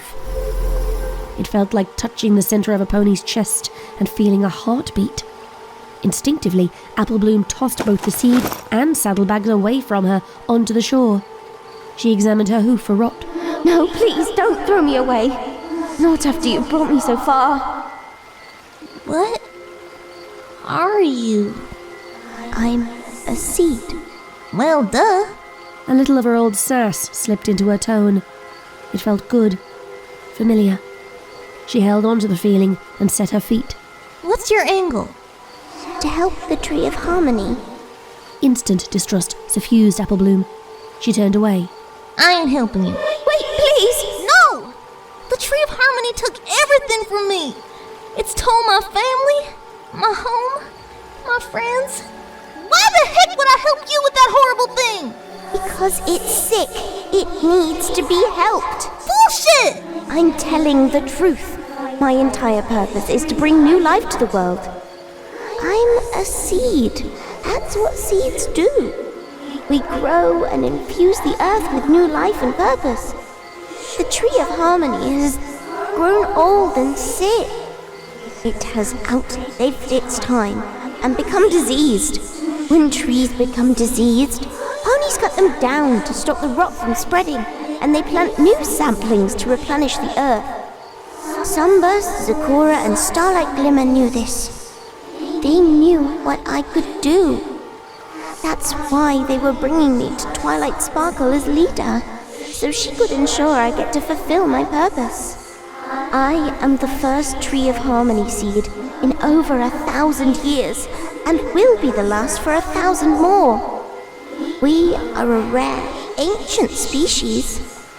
The old tree knows that its time is done. It sensed I was born. It knows the cycle of life and death. But it is resisting. It wants to live forever, but that is not how nature works. That is not how harmony works. The crystal's eerie glow pulsated in the corner of Applebloom's vision. She wavered. Zecora and Sunburst had indeed thought the seed could fix things, and Zecora had told her to plant it. But Sunburst had told her to burn it. What if the seed got corrupted with the rot too? What if this just made everything worse? Applebloom clenched her jaw, river water dripping down her face. If you do not let me help the Tree of Harmony, its reach will grow. The rot will spread beyond Equestria's borders. There will be no stopping it. The Tree of Harmony would rather see all Equestria's creatures become part of it forever than accept its end. It will drink the life of every creature it can to achieve that goal. Think, child, you are logical. You can see that I'm right. Why didn't you tell me any of this before? Sunburst protected me in this crystal spell to keep me safe from the rot. It was not until this protection was cracked against the riverbed that I was able to speak to you. Applebloom looked at the thing. Indeed, a large crack ran its length now that had not been there before. River water leaked out. The rot cannot tolerate running water. I've been doused in the river, and yet I am still here. Does that not convince you?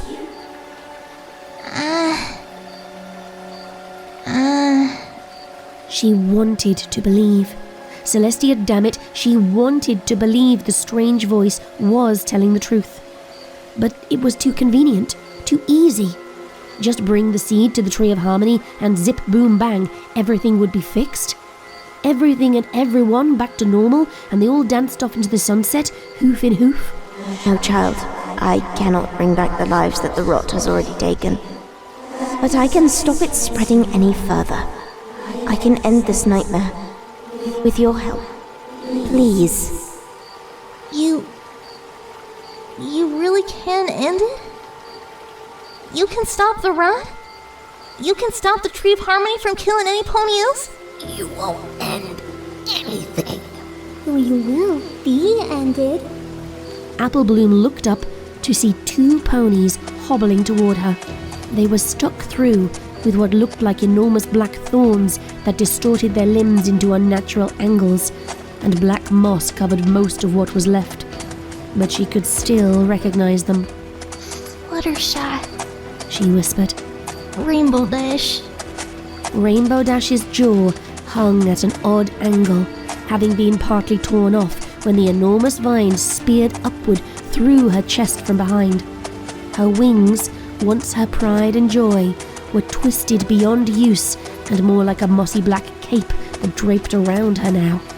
Her oily black eyes ran with rot that dripped onto her dangling jaw, coating her teeth and tongue. By contrast, Fluttershy's wings stood upright, as if she was trying to intimidate a wild beast with her stare. Her oily black eyes were so wide that her lower lids seemed to dangle off her face where they had been ripped by thorns. A gaping wound marked where her kind heart once beat in her chest. Now, only rot pulsed there. Applebloom's empty stomach heaved at the sight. Don't be stupid, Apple Blossom. Not Fluttershy hissed. You've made so many mistakes already. Don't add to the list now. Twilight thought you were intelligent, but there's been little evidence of that so far. Give us the seed. Rasped the thing that was once Rainbow Dash.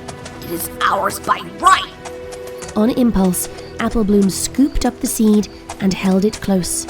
If you want it, then you definitely shouldn't have it. Oh, look. She's trying to use reverse psychology. How pathetic. Stupid little Applejack thinks she can outthink a centuries-old font of wisdom. Pathetic. Applebloom flinched.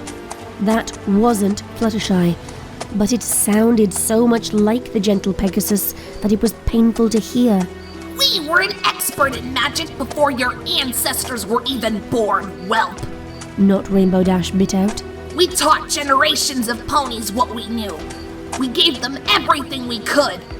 We sacrificed our very self for them. We gave them our mind, our body, our powers, our loved ones, all to safeguard them in their fledgling nation. But it was never enough.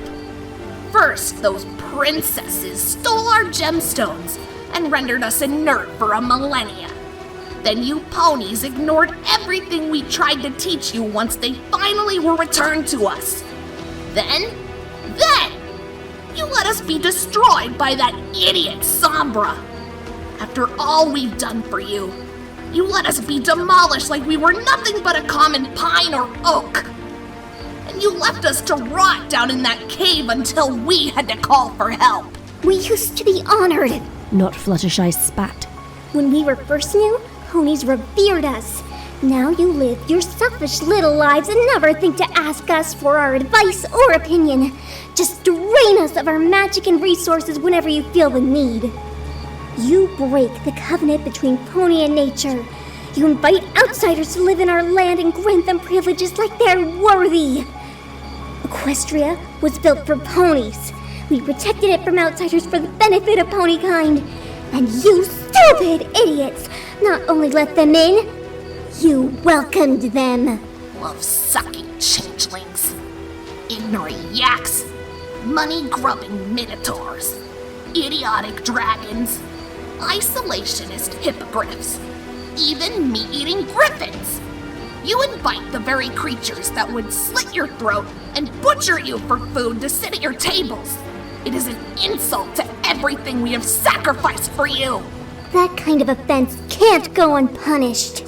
Apple Bloom reeled under the tirade. It's the old tree talking, not the ones you knew as Rainbow Dash and Fluttershy, said the voice in her head. Not Fluttershy bared her teeth. You are outmatched, Applejack. You have no place else to go. You have no one else to save you this time. Everyone you ever knew is our vessel. Or dead, like your pathetic sister. A waste of a pony with a wasteful death. Give us the seed. Not Rainbow Dash flexed her ruined wings. Or else. Apple Bloom glared, her hatred stoked back up. Or else what? What else could they possibly take from her? Fuck you!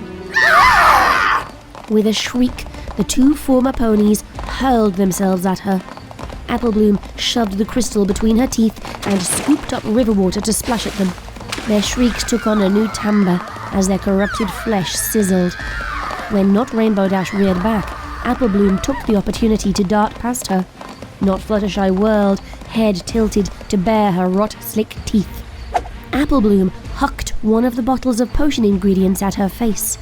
It smashed, pieces of glass embedding in her eyes. You little bastard! You'll pay for your impudence! Not Fluttershy stumbled back onto the rocky outcropping upon which Apple Bloom had washed up. Apple Bloom rushed forward and kicked hard at the outcropping. It crumbled. Not Fluttershy plunged into the water. Her cry became high and keening as she was swept away, flesh peeling off.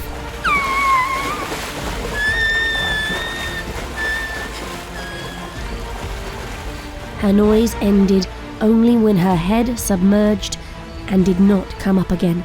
Give us that seed! The thing that used to be Rainbow Dash turned and chased Apple Bloom, oily black eyes shining with temper. Apple Bloom ran, but her 3 legs were wobbly and she soon lost ground.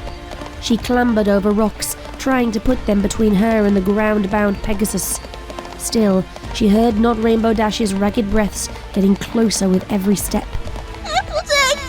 Twilight Sparkle! Help me! She thought desperately. As if on cue, her wet hoof skidded on a flat rock. Apple Bloom's legs went out from under her, and she landed with a heavy thump, tumbling down the incline up which she had been climbing. You can't stop us! We are everywhere! Not Rainbow Dash loomed over her, mouth wide, black spittle flying when she spoke. We are everything! You will know your place, you ungrateful little pony! She brought her rot-covered hoof down, straight at Apple Bloom's face. There was no way to dodge this time. Apple Bloom screwed her eyes shut, waiting for the final blow. Between her teeth, the seed pulsed hot. Rainbow Dash screeched in agony. Apple Bloom's eyes flew open. Rainbow Dash's foreleg was gone. All that was left was an ashy stump. The Pegasus stumbled back, staring at where her leg used to be. When she looked back at Apple Bloom, her gaze fastened on the seed, and her expression morphed into one of pure rage. I won't let you replace me! My time is not done yet! I sacrificed too much and lost too much of my lifetime to let you take over now! The seed pulsed hot once again. Apple Bloom saw a beam of bright white light shoot from her own mouth. It enveloped the thing that used to be Rainbow Dash, whose entire distorted body was thrown into sharp relief for a moment. When that moment ended, and the light faded, there was nothing left of her. Apple Bloom stared. She spat the seed crystal into her hoof. It was vaguely warm to the touch, but did not burn her. I need your help, child, said the voice in her head once again. I am getting stronger, but I am still not strong enough for what must be done. Help me end this. Get me to the Tree of Harmony. Filled with fresh determination, Apple Bloom nodded.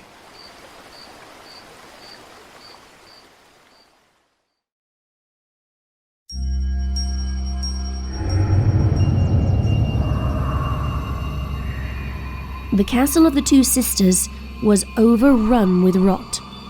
Applebloom stood atop a boulder to avoid the stuff, staring up at seemingly impenetrable walls. They were so covered in dripping black plant life that she could no longer see the stonework. Most of the gaps had been choked by thorny vines, but she could still see the Tree of Harmony beyond. Its previous transformation into the treehouse had rendered it larger than before, but now it stood even larger still. Its branches had become twisted appendages rammed against the crumbling walls, and its roots thrust up out of the ground like legs trying to walk in quicksand. Everything was covered in moss and spikes, including the vines that whipped around in the air. Applebloom could see pieces of blackened meat mixed with tufts of yellow and cyan fur where Rainbow Dash and Fluttershy had been impaled. Though they had ripped themselves free to come and try to steal the seed from her, there were still pieces of other ponies and creatures who had ventured too close. It did not escape her attention that the tree had apparently crowned itself with the bodies of its perceived enemies. It was still surreal to realize the Tree of Harmony thought ponies were its enemies. Applebloom shivered. I can't get no closer. Her voice came out a breathy whisper. She tensed, waiting for the tree to react. Luckily, it seemed it could not hear her from this distance. I am still too far away. The seed's ghostly voice bounced off the insides of her skull. I can do nothing from here. If the rot gets me, it's all over. For me, for you, for all of Equestria. I ain't strong enough to fight it off and stay myself. I ain't Twilight Sparkle, or Sunburst, or Zecora, or Starlight Glimmer, or Applejack. Her sister's name was more a strangled exhalation than an actual word. So many lives lost. So many good ponies gone. You are stronger than you think, child. The voice interrupted her spiraling thoughts. Sourness budded inside her. You don't know me. I am literally inside of your head right now. I can sense your core self. It shines bright as a star, hot as the center of a flame, sturdy as heartwood. You are strong, much stronger than you realize. I ain't sure I want you poking about in my head. I will not go anywhere I am not wanted, child. I need your help too much for me to cross or break your trust. I need you to get me to the tree. If you do not, then all is lost. All who have sacrificed themselves to protect me and you will have done so in vain. A flicker of Twilight's smile, tight with pain, flashed through Applebloom's thoughts. She remembered the sound of Zecora's scream, of Sunburst's laboured breathing, and Starlight Glimmer smashing her face open on the ground as she fought the rot from taking her over. Still, the logistics remained. And how exactly do you suggest I get you to the tree? I don't got no wings nor horn, so I can't fly you over the rot or teleport across it. All I got is 3 good hooves, and the moment one of them touches the rot, I'm screwed. I'm covered in cuts from the forest and my dip in the river. If you can get me close enough, you can throw me. I saw how accurately you threw that potion bottle. But first, you have to remove the protective spell Sunburst and Starlight Glimmer laid over me. It has kept me safe so far, but now it is inhibiting what I need to do. And that is? Grow. I must take the place of the old tree. Only then can I undo the harm it has done. Couldn't you do that if I planted you in any old patch of ground? No. A tree of harmony has existed in this place for millennia. Thus has it always been. Thus must it always be. That was why I was supposed to be taken to Twilight Sparkle. Her alicorn magic seemed the surest way of taking me directly to the tree.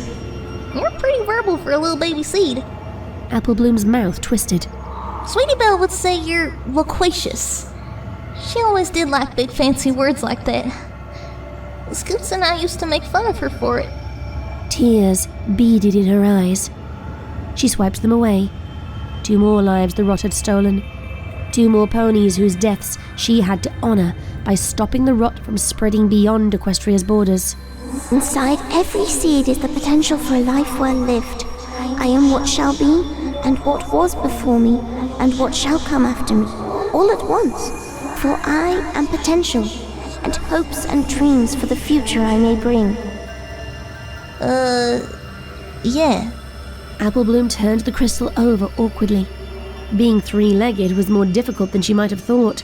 How do I get you out of this thing anyhow? I remind you there ain't no horn on my head, though I'm pretty good with potions if you got one. No need. Simply break it open. Careful though, crack the crystal, not me.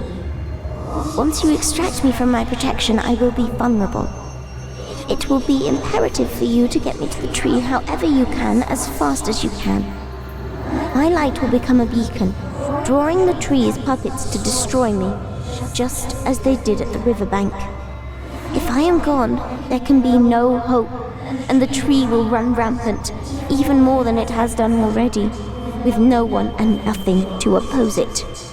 Discord is still on the wind. No, the seed said softly. He is not. In his pocket dimension then. Applebloom insisted. You really think he stayed there while his precious Fluttershy lay dying on the tree's thorns? Applebloom's lips pursed. If not even Discord, Celestia, or Luna could stand against what the tree had become, what chance did she have? You said you can undo the rot if an pony ain't dead yet? Yes. So, if I were to run into the castle of the 2 sisters and huck you with the tree, and got rot on me in the process, you could undo that?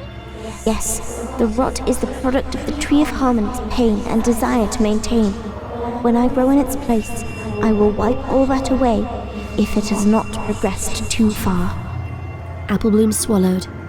Her throat felt suddenly dry.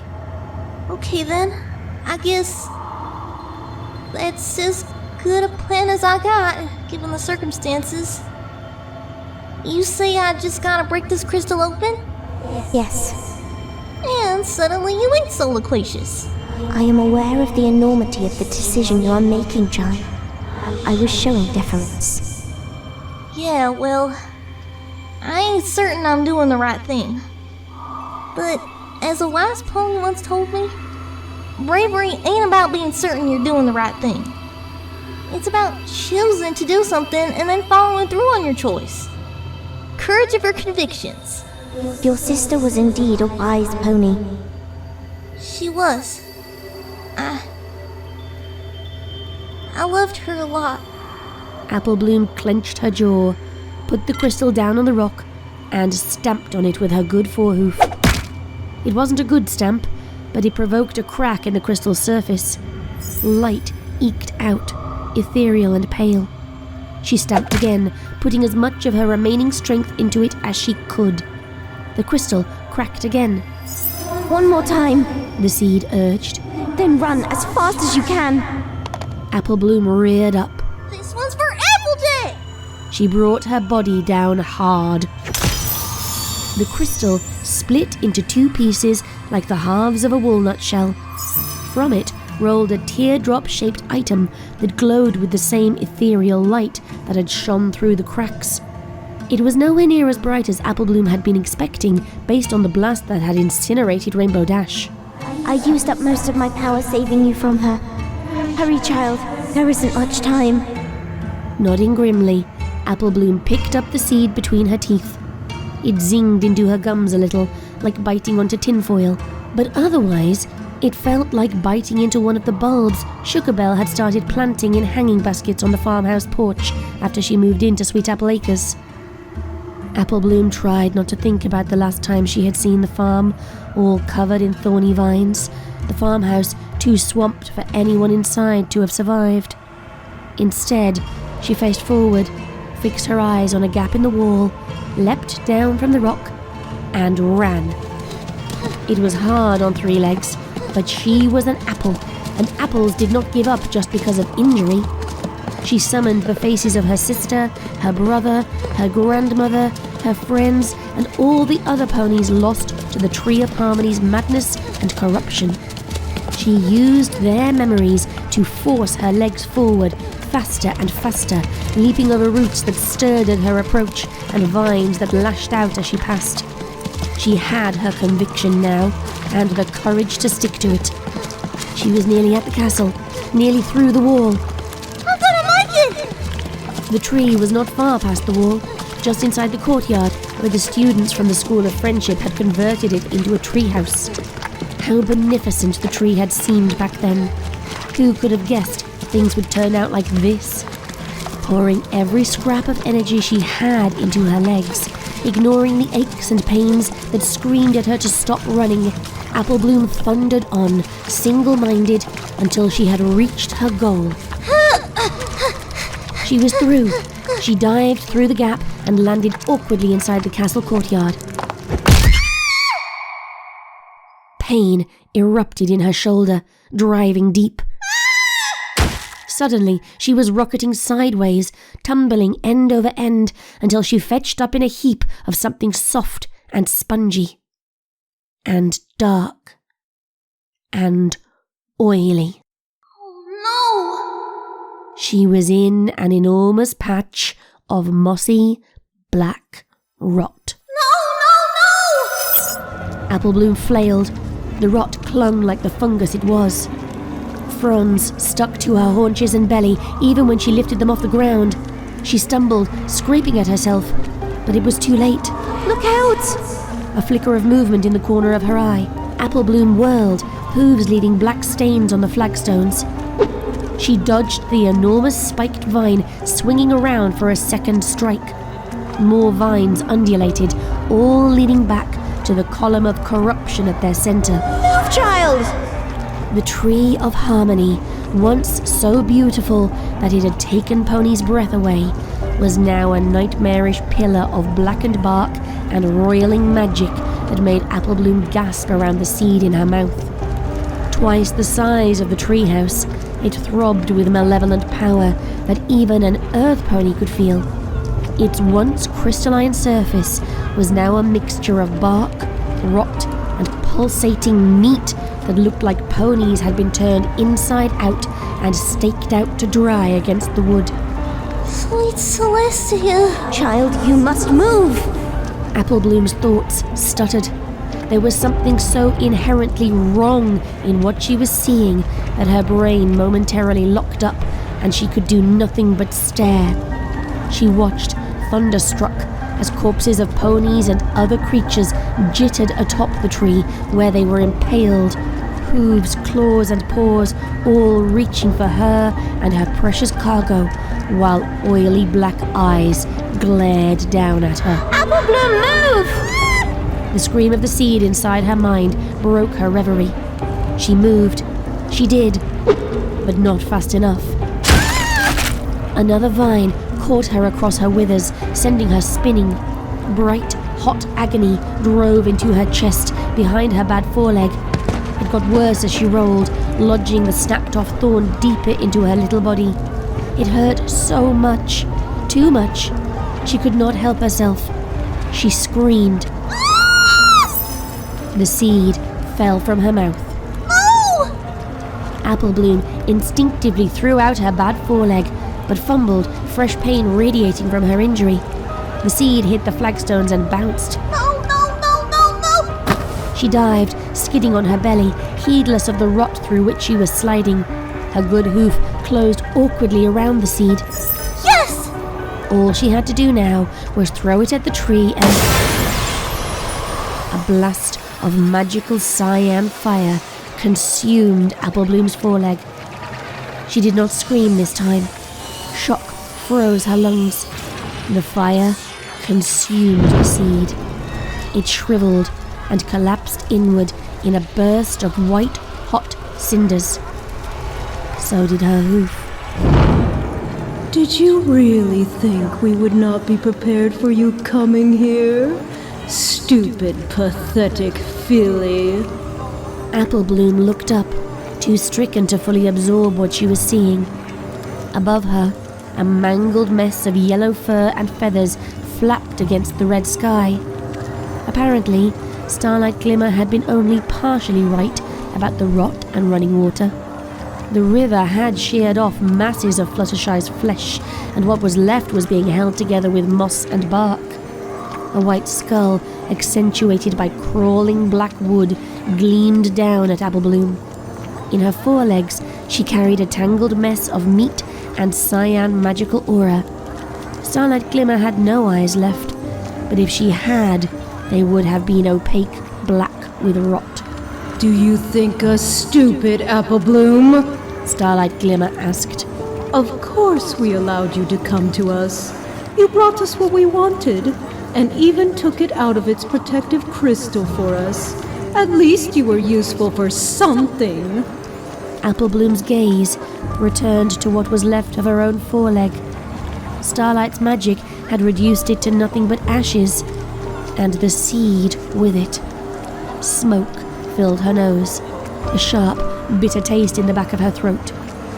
It tasted like defeat. Give up. Not Fluttershy rasped, throat so devastated she sounded more like Rainbow Dash than her old self anymore. You've lost Apple Blossom. All of ponykind will become part of the forest.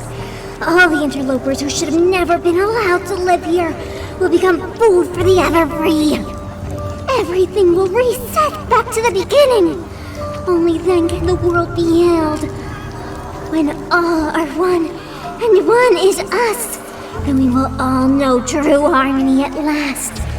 And there will be no need for any tree. We 7 will be the last to make the sacrifice for the good of ponykind.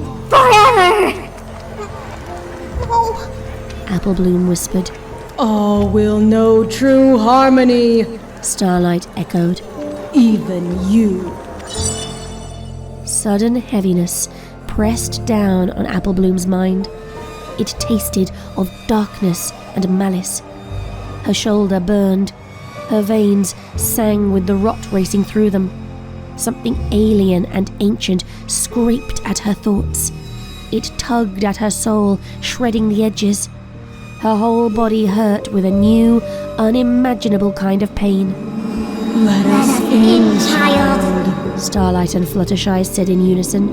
It's so much better if you do not resist. Your pain will be swift and temporary. Then you will know nothing more. Oh! Applebloom gasped, pushing against the pain, but it was crushing in its power. The weight of hundreds of years of raw, primal magic pushed against her. Applebloom felt her sense of self already beginning to buckle. She was so tired. The rot. No, the tree of harmony itself, the heart of Equestria, not some external force from outside their borders, clawed at her mind, feeding on her doubts, her exhaustion, her fear. No! It drank down her hatred and came back for more. She felt it gnawing at her very essence. No! Please, no! You will give in. The tree seeped into her mind. Not the soft presence of the seed, but a bulldozing force that smashed through her walls to chase her down. You will give in, or you will die. That is the only choice. Don't be selfish. Don't be like your sister. Do the right thing. Become one with us. Give up your life force for us to consume. Get out of my head! A single voice slid around and over the rest of her loved ones, stolen and puppeteered by this thing that had once safeguarded Equestria. The voice sounded like it might have been friendly once, before time and resentment took their toll. You will give in, Applebloom, just as all others have. Just as I did 1,000 years ago. Sacrifice is inevitable. You are young, but you will learn that fact. It is too late. It was always too late. It will always be too late. That is the nature of harmony. Please. Please. No. I begged too back then. I begged and pleaded for it to not be so. I did not want to die either.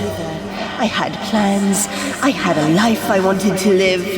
I wanted to settle down and make a family.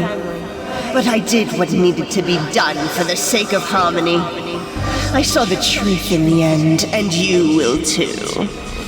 Strange lumps roiled under the tree's bark. They moved like bugs under skin, until each one burst open in a shower of black liquid. A horde of purple eyes swiveled to stare down at Applebloom, their combined gaze a near physical force. I gave up everything for Equestria. I sacrificed everything I was and everything I ever could be. I sacrificed those I cared about most in this wretched world. I made choices no one else could live with to ensure others lived at all. And what was my reward? To have my elements stolen, drained, and kept from me for a millennia. To be deprived of them even when the magic was restored. To be left to rot in the Everfree, powerless and alone. Forgotten by the very ponies I sacrificed so much to protect. And when I was finally awoken from my deep slumber and my elements finally returned to me, it was to find a world made filthy by technology and progress. Non-ponies walked the land like they had any right to be here. Ponies bowed to griffins, changelings, yaks, and all manner of lesser beings. They built monuments to their own glory and lived in towers of glass and metal that are an insult to the natural world I sought to protect when I became us. Became me, the tree of harmony, the protector of ponykind. And then, insult of insults, I was murdered by a despot who should have been ended long ago, and had to use what little magic I had left to reforge myself in one last effort to be here for Equestria and its denizens, so I could help them achieve harmony. And yet, despite everything I have done, all the time I have lost, and all I have sacrificed, my replacement was born to replace me. Well, I refuse. For once, I refuse to bend fate and allow all I and we have become to be pushed aside so easily. My sacrifices will not be so disregarded! The tree's voice echoed in Applebloom's head, bouncing off the walls of her skull and thrumming through her brain until every neuron reverberated with them. She tried to use memories of her loved ones to power her resolve once more, but thoughts of Applejack, Twilight, and all the others who had given her their strength before now flashed through her mind, robbing her of that same strength. They were all lost, weren't they? Everything she had fought for, everything she had tried to protect, was gone. There really was no point in fighting, was there? The rot was already inside her. It was unstoppable. No pony had ever survived being touched by it. Without the seed, there was no hope for any pony. She should just give in. This is not the end. The words came so softly that Applebloom almost missed them under the cacophony of the voices from the tree's victims. She recognized it. But the seed was gone, burnt up. She had seen it, felt it sear away with her own flesh. The ashy remnants of the seed swirled in the air around her. She coughed, trying to clear her lungs, but it only seemed to make the pressure in her chest worse. Her breath came in ragged gasps, lungs tight with every inhale. Pain from the thorn in her flesh pulsed through her midriff. Even if the rot did not get her, she would die soon. She should just give up already. Child, no, I shall use your real name. You are Applebloom. You are you. You are still you. Her eyes opened. She had not even realized they were closed. But you're gone. Not entirely. I am so sorry, child. I wish I was done asking you to help me, but there is one last thing I must beg of you. Can't be here. Apple Bloom muttered deliriously, unsure if she was speaking aloud or just in her own mind. He was all burned up. Fire can damage the Tree of Harmony, but not fully destroy it. It can reformat itself with the right catalyst. 6 students at the School of Friendship reformed the current tree when Sombra destroyed it. It endured, though in a different form. Just as Harmony can endure in different forms from generation to generation. Only the seed of a new tree can truly depose the old one. The tree knows this. But you're talking to me. So you ain't dead? No, but I am not truly alive either. I'm the ash in your lungs. I'm the dust in the air. I'm the embers settling on your wound. I cannot be planted anymore, not as I am. I have so little magic left that it is taking everything I have to do this much. I am so sorry, Apple Bloom.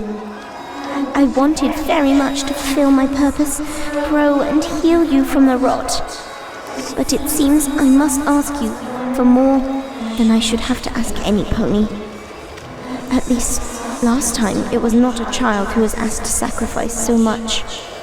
I understand. The tree's dark presence coiled around her mind, looking for weakness to break through and overtake her. You must be my host, Apple Bloom. My physical state can no longer be planted, but I can plant my essence inside you and merge with yours. Without you, I will die, and the old tree will win. It will live on beyond its natural lifespan and grow more twisted and evil as time goes on. It has already started to mutate and revert partially back to its host state. It will become more changed if left unchecked. I need you to help me live so that I may stop it. Apple Bloom blinked, still trying to wrap her head around what the seed was saying. Equestria needs you. I need you. Please, Apple Bloom. The voice became more pleading, desperate, more like a child looking for reassurance than a beneficent force of primal magic. I'm just a kid. I can't do this all alone. I tried already and I screwed it up. You are not alone. Not anymore. Together, we can stop this. All of it. I need you, Apple Bloom. I can't grow without you. Harmony requires balance between seed and host. You are my heartwood. But I cannot grow within you against your will. That is not how the magic works. You must willingly agree to become a part of Harmony. This has happened before, hasn't it? Yes. The current Tree of Harmony was a pony once too, wasn't it? Yes. Who was it? She was known as Clover the Clever, before she became one with her seed. She sacrificed herself to become her seed's host, and sacrificed her friends and her own lover to create the stones you know as the elements of harmony. If her seed had been allowed to grow naturally, there would have been no need for such sacrifice. Alas, her seed was also damaged, and Clover did what was necessary to save it, so that Equestria may have a protector. Did you always plan to use me as your host? No. I had hoped it would not come to that. I had hoped to spare you what Clover suffered. Hers was a harsh path that ended in tragedy. It is not an easy path to choose. It is not a small thing I ask of you to do. To sacrifice who you are, to let me grow inside you. Apple Bloom felt the truth of these words. Her heart ached, torn between the love she had for her friends and family, the memory of those who had fought so hard, and the fear that gripped her every time the rot brushed against her mind. It had manipulated her already with just this brief exposure. Could this be the same? Could she be tricked into accepting this new tree into her, only to lose herself, just like the others had to the rot and the current tree of harmony.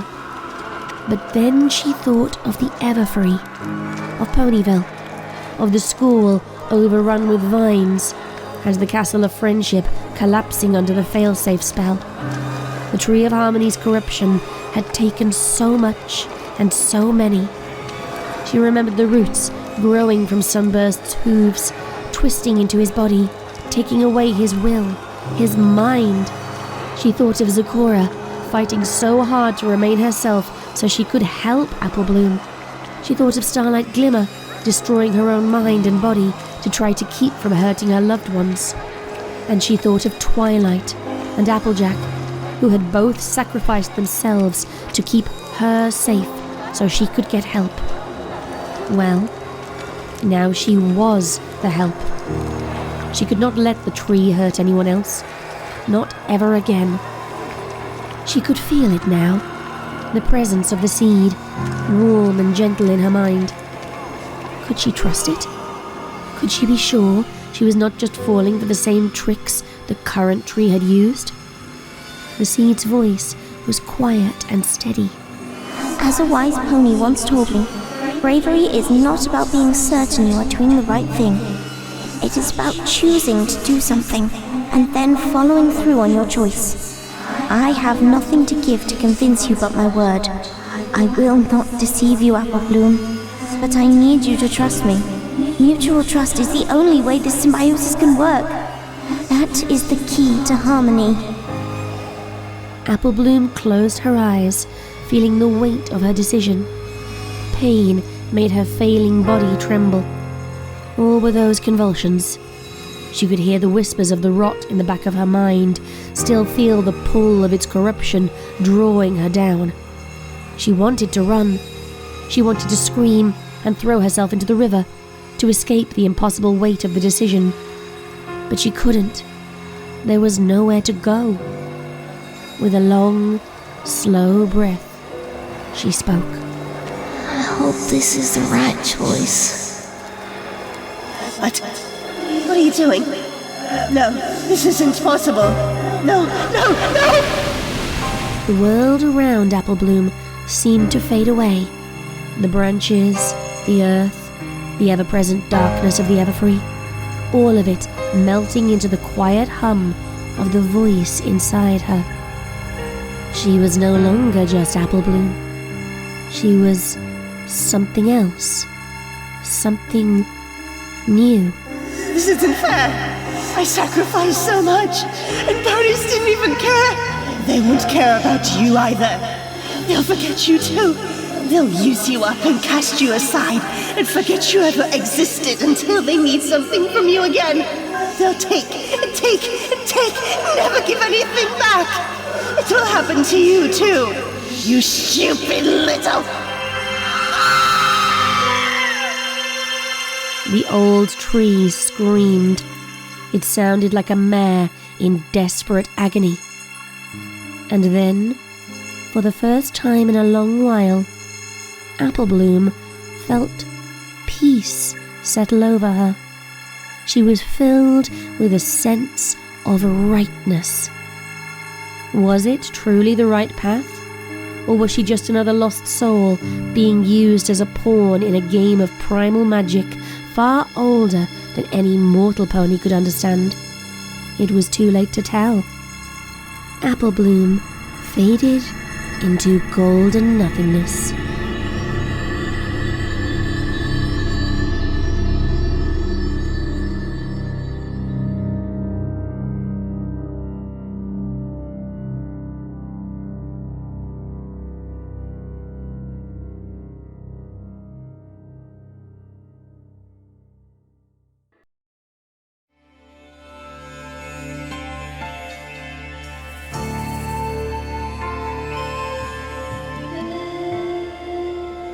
Twilight blinked, vision blurry. The world around her spun in jagged, violent angles. Darkness clung to the edges like encroaching mold. Or rot.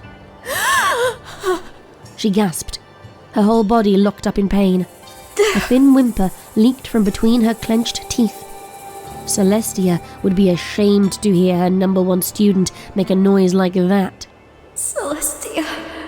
Twilight's limbs felt like they were made of stone. She chose to lay where she was, waiting for her scattered thoughts to settle back into some kind of sense. She was alive. Barely. Her body felt like it had been torn apart and put back together again by an eldritch divinity who knew about organs and limbs and skeletons, but not how they all fitted together. The faintest rustling of hooves drew her attention. Through bleary eyes, she saw several ponies approach.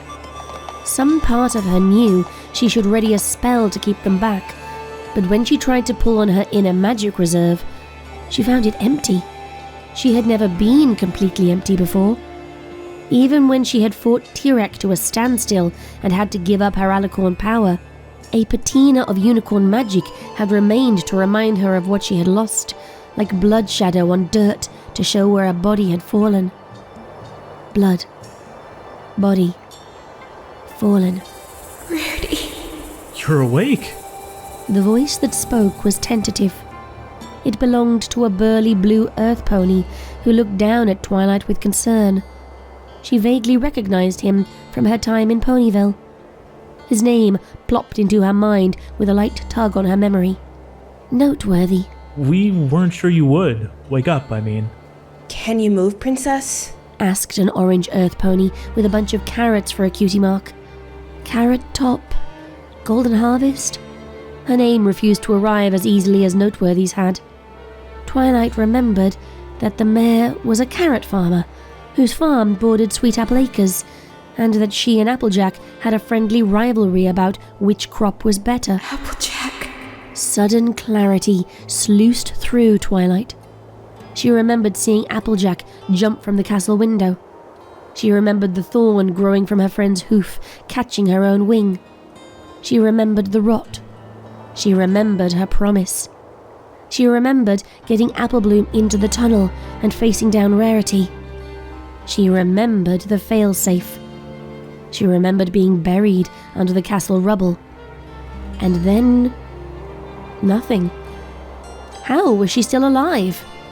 Panic suffused her at the nearness of these ponies. They needed to get away from her before the rot touched them too. She tried to speak, but her throat refused to work properly. Wait. Rot. There is no rot, Princess, said a pale mare behind Noteworthy, her usually bouffant mane now hanging around her face in greasy curls.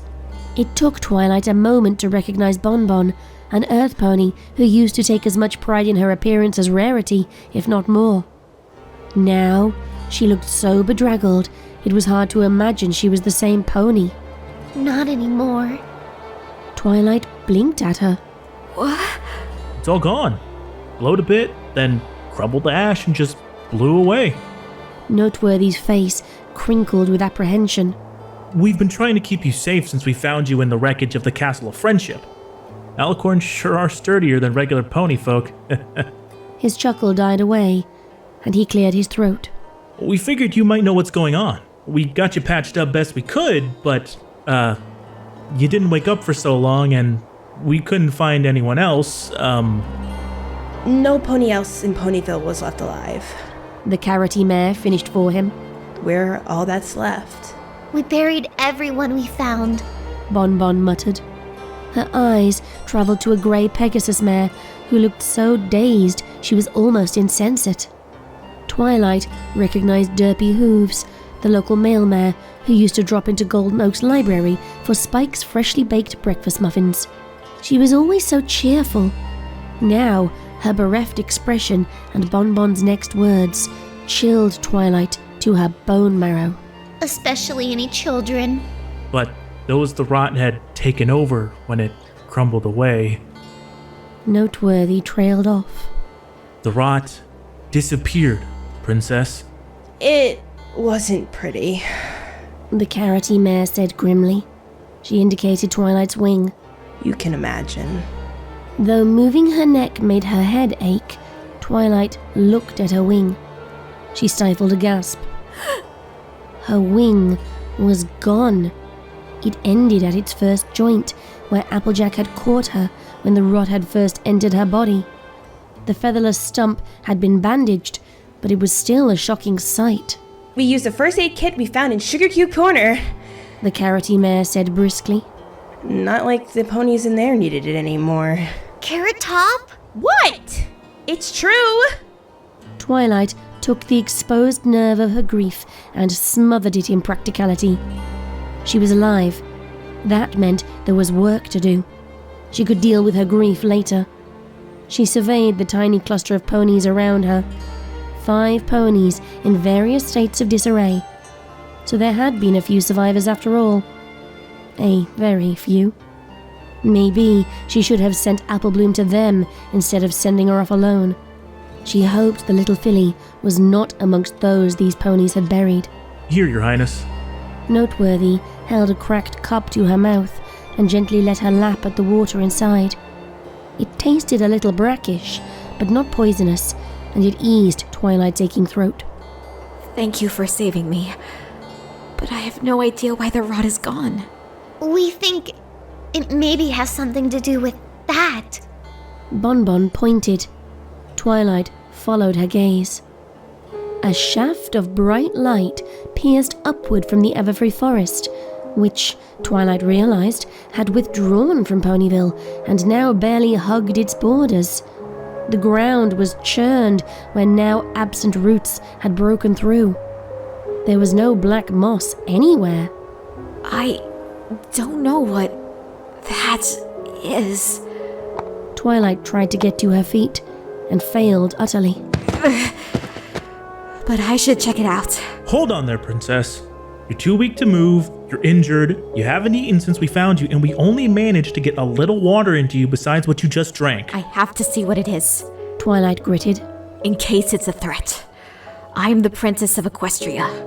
It's my duty to keep its citizens safe. What's left of us? Carrot Top! What? I need to go. The words dragged themselves up from Twilight's dry throat. Celestia and Luna are... they're gone. I don't even... We lost contact with the Crystal Empire. Fresh grief pierced her. She shook her head as if that could shake it off too. I'm the only alicorn left in Equestria. Maybe at all. I have to see what's going on. If it's a threat, I have to neutralize it. You're too weak to even stand up. Carrot Top snapped. Twilight was about to argue with her when she went on. So, we'll make a leaf litter and pull you along.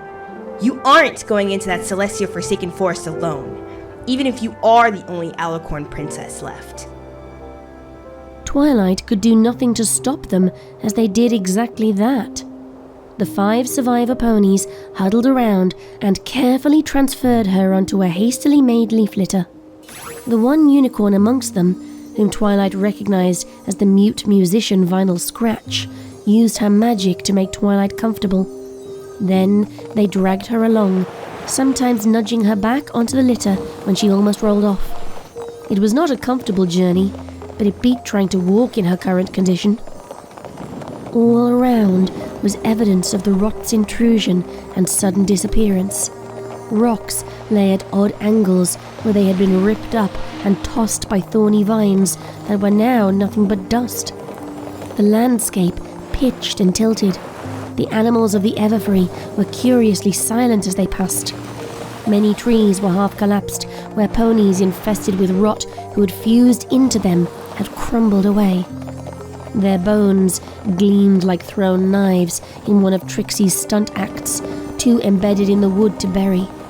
Twilight recognized pieces of mares and stallions she had known when she lived in Ponyville.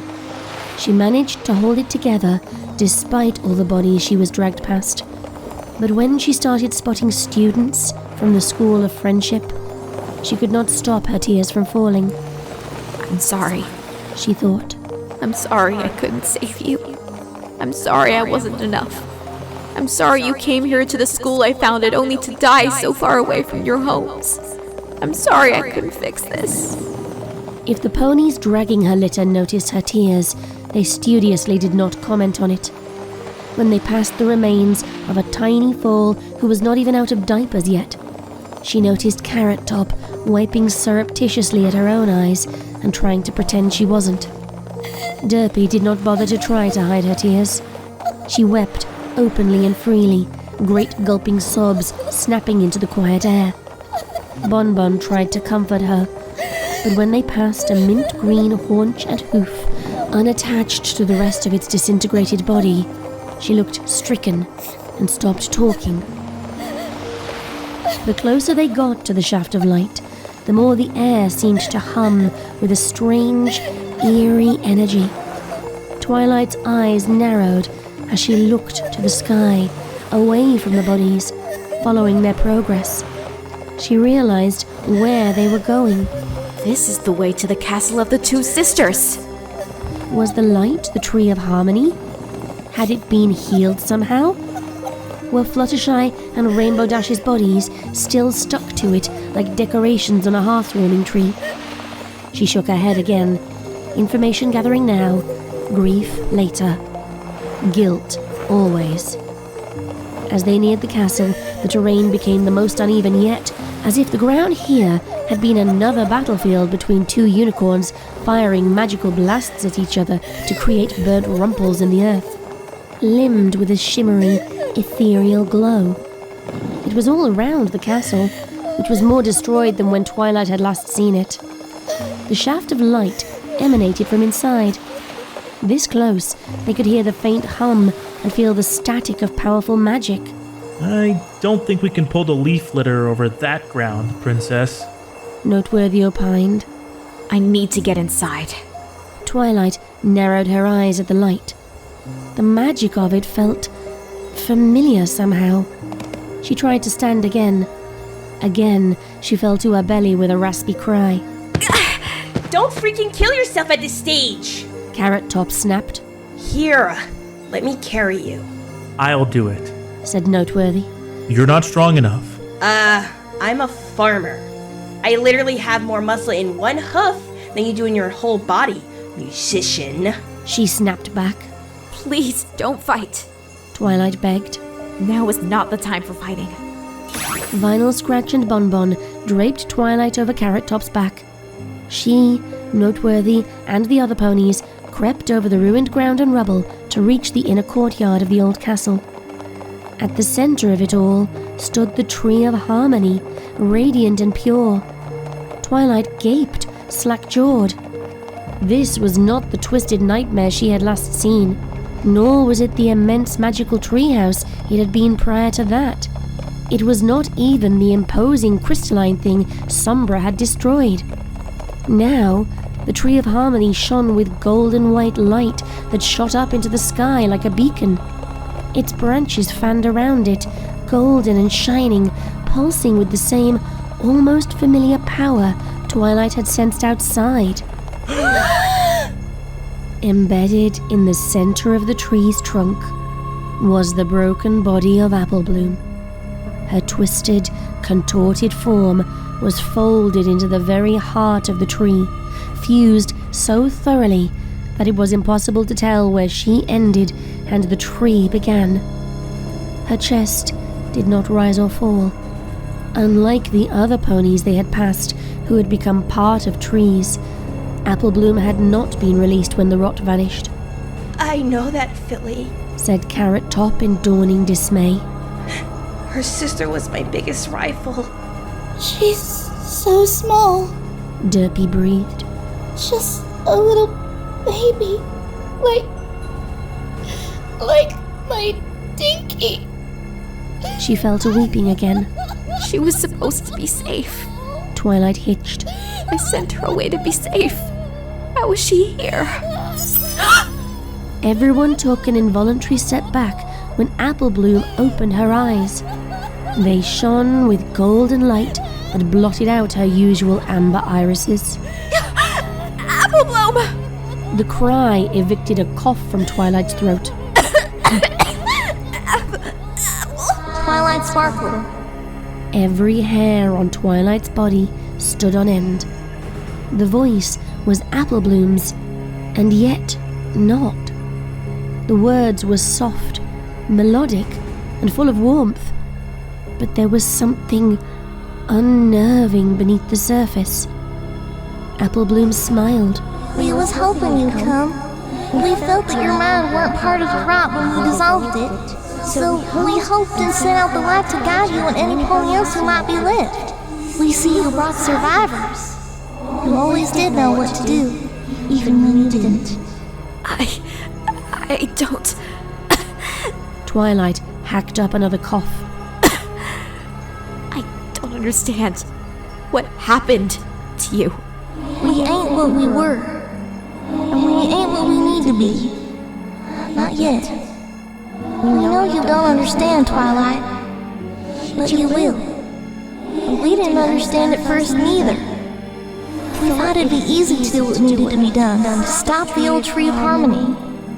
But we was wrong. You see, it ain't easy at all. It's plumb difficult, in fact. Old Tree of Harmony? Noteworthy echoed. What does she mean, Princess? Sunburst and Starlight did find the answer after all, Twilight. They just couldn't bring it to you in time. The old tree knew its time was coming to an end. It blamed ponykind for that. Thought ponies had betrayed their connection with nature by building cities and inviting creatures from other lands to live in this one. It thought they ruined harmony. It thought they were insulting the sacrifices it made for them and wanted them to pay for its pain with their own. But it was wrong. Everything has an end eventually. Everything dies. That's how it has to go.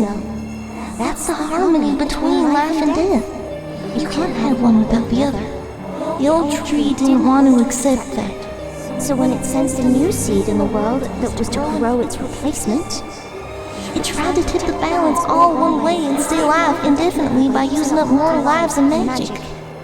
It felt like it had a right to do that because ponies had betrayed it. We gotta right that balance back the way it should be now. But we can't do it alone. We ain't strong enough alone.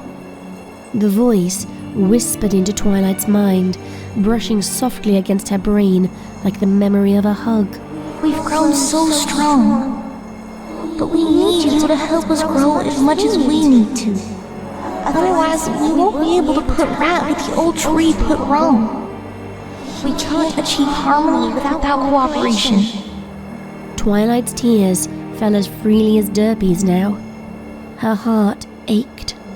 Applebloom, I'm so sorry. You've become part of this thing. I promised Applejack I'd protect you, and I failed. One of the tree's branches arched down in a graceful sweep, stroking golden leaves against her face. She felt Carrot Top stiffen beneath her, but the earth pony seemed frozen in fear? Or both? We ain't the rot. And we ain't truly Everfree no more. We're something new. Something better. Something shifted inside Twilight at the touch of the leaves. A warm, undeniable comfort. She closed her eyes as a strange, overwhelming peace flooded her heart. It was love, pure and simple, and yet it felt like the rot had when it wanted to get inside her mind. No! Twilight struggled. She tumbled from Carrot Top's back and landed in a heap on the ground. Get away from us! Every pony run! It's trying to get inside our minds just like the rot! But the 5 survivors did not run. They all seemed as frozen in awe as Twilight had been. Applebloom's smile became sad. We are not the rot, Twilight. Get out of my head! We won't go where we ain't wanted. But remember, you were the one to guide Applebloom in her magical education in the past. She trusted you. We trust you. We need you now. We need you to help us grow. You're the Princess of Friendship, right? You know all about harmony. Carrot Top stared up at Applebloom. Her eyes were glossy with unshed tears. The yearning practically dripped from her voice. I want to join Harmony so much. Applebloom smiled beatifically down at her. And so you will, if that's what you want. We don't go where we ain't welcome. You'll have to be willing to become a part of Harmony. I'm willing. I want it. The enormous branch curled around the mare, gentle but firm, until she vanished from sight. A deep sigh echoed through the air. The branch contracted, as if swallowing Carrot Top.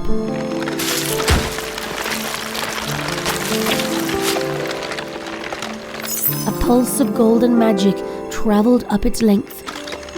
It uncurled, revealing an empty space where Carrot Top had stood. When the branch retracted upwards, a glowing orange gemstone was now embedded in it. The entire tree glowed a little brighter at this addition. Twilight gaped. Noteworthy stepped forward. I want it too. He said in a slightly dazed voice. I want to belong. No! Stop! Twilight wheezed. Don't! If that's what you want. It is. I want to be part of Harmony. Another branch dipped to encircle him. It constricted tight around his body. Twilight swore she heard his bones breaking under the hum of magic. When the branch rose, a deep blue gem shone at its tip. The tree grew brighter still. Don't! Don't! Despite her cries, one by one, the remaining 3 survivors stepped forward and were enclosed in the glowing golden branches. Derpy was still crying and calling her dead daughter's name as she was encircled, only stopping when it tightened with a muffled wet crunch.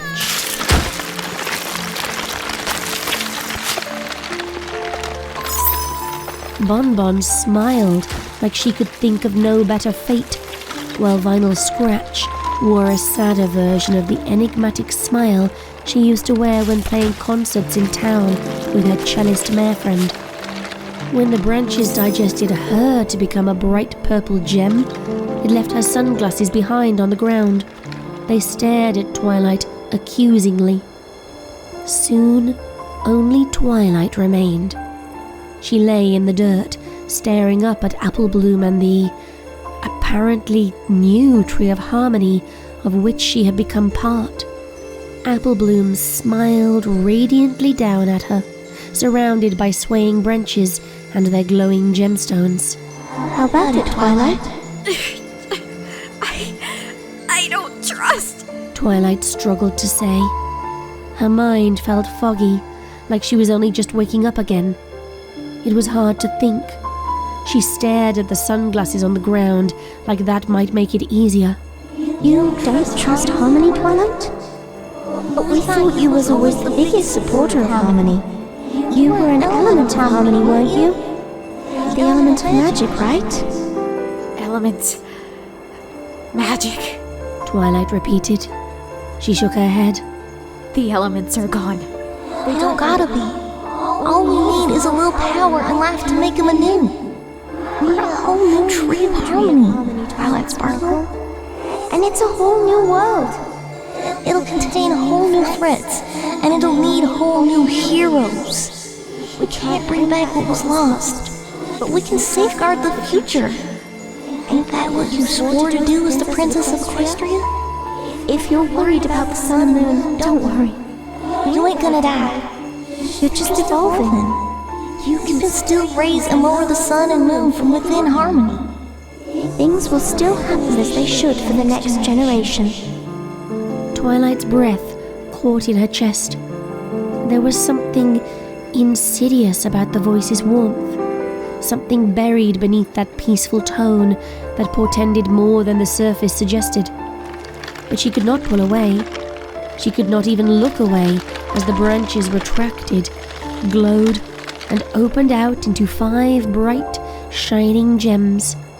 They did not look like the elements of harmony, not her elements, but that was clearly what they were. Please, Twilight. We need you. A branch descended. Its shadow fell over Twilight. Her jaw worked. Her gaze stuttered. I don't. A tear trickled down her cheek. Please. No. I don't want this. Apple Bloom's soft amber eyes emerged from the golden glow. She spoke with her own ordinary voice. You were supposed to protect me, Twilight. You promised Applejack you'd protect me. Well, I'm right here. What better way to protect me than this? You'll be right here with me. You don't want to break your promise, do you? My promise. I need you to say the words, Twilight.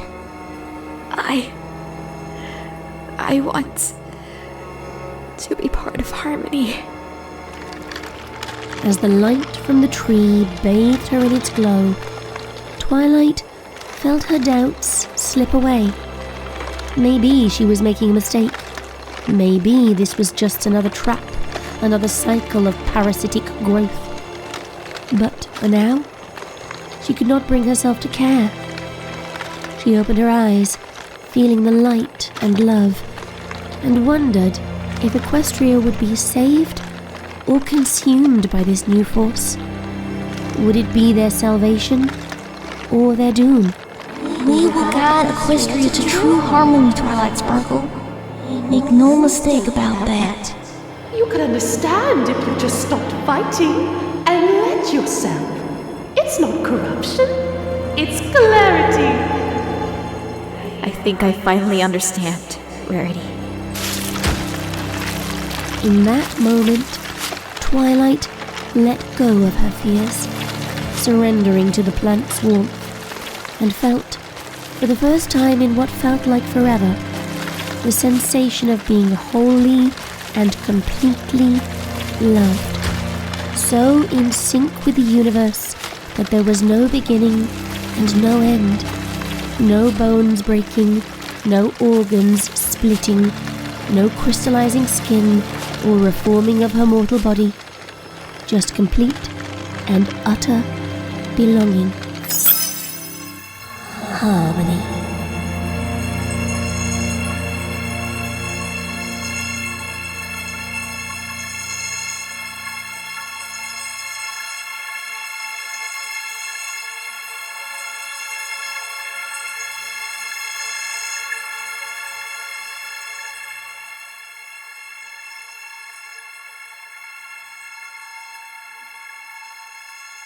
I'm sitting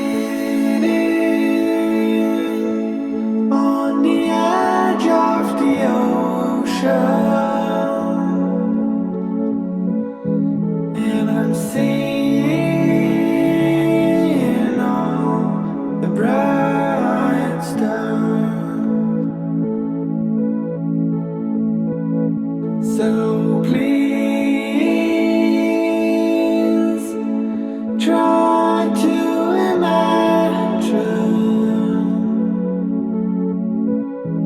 that you are a great part of my heart. So please don't go, please don't go, don't go, please don't go, don't go, please don't go.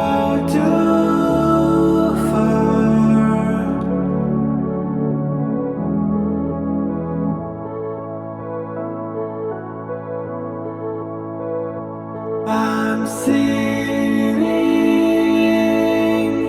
on the edge of the ocean,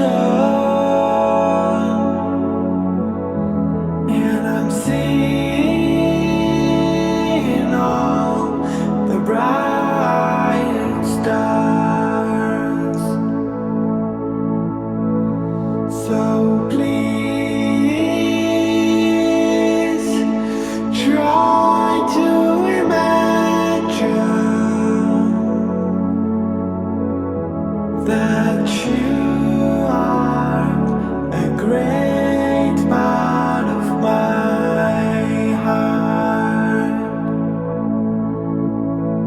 So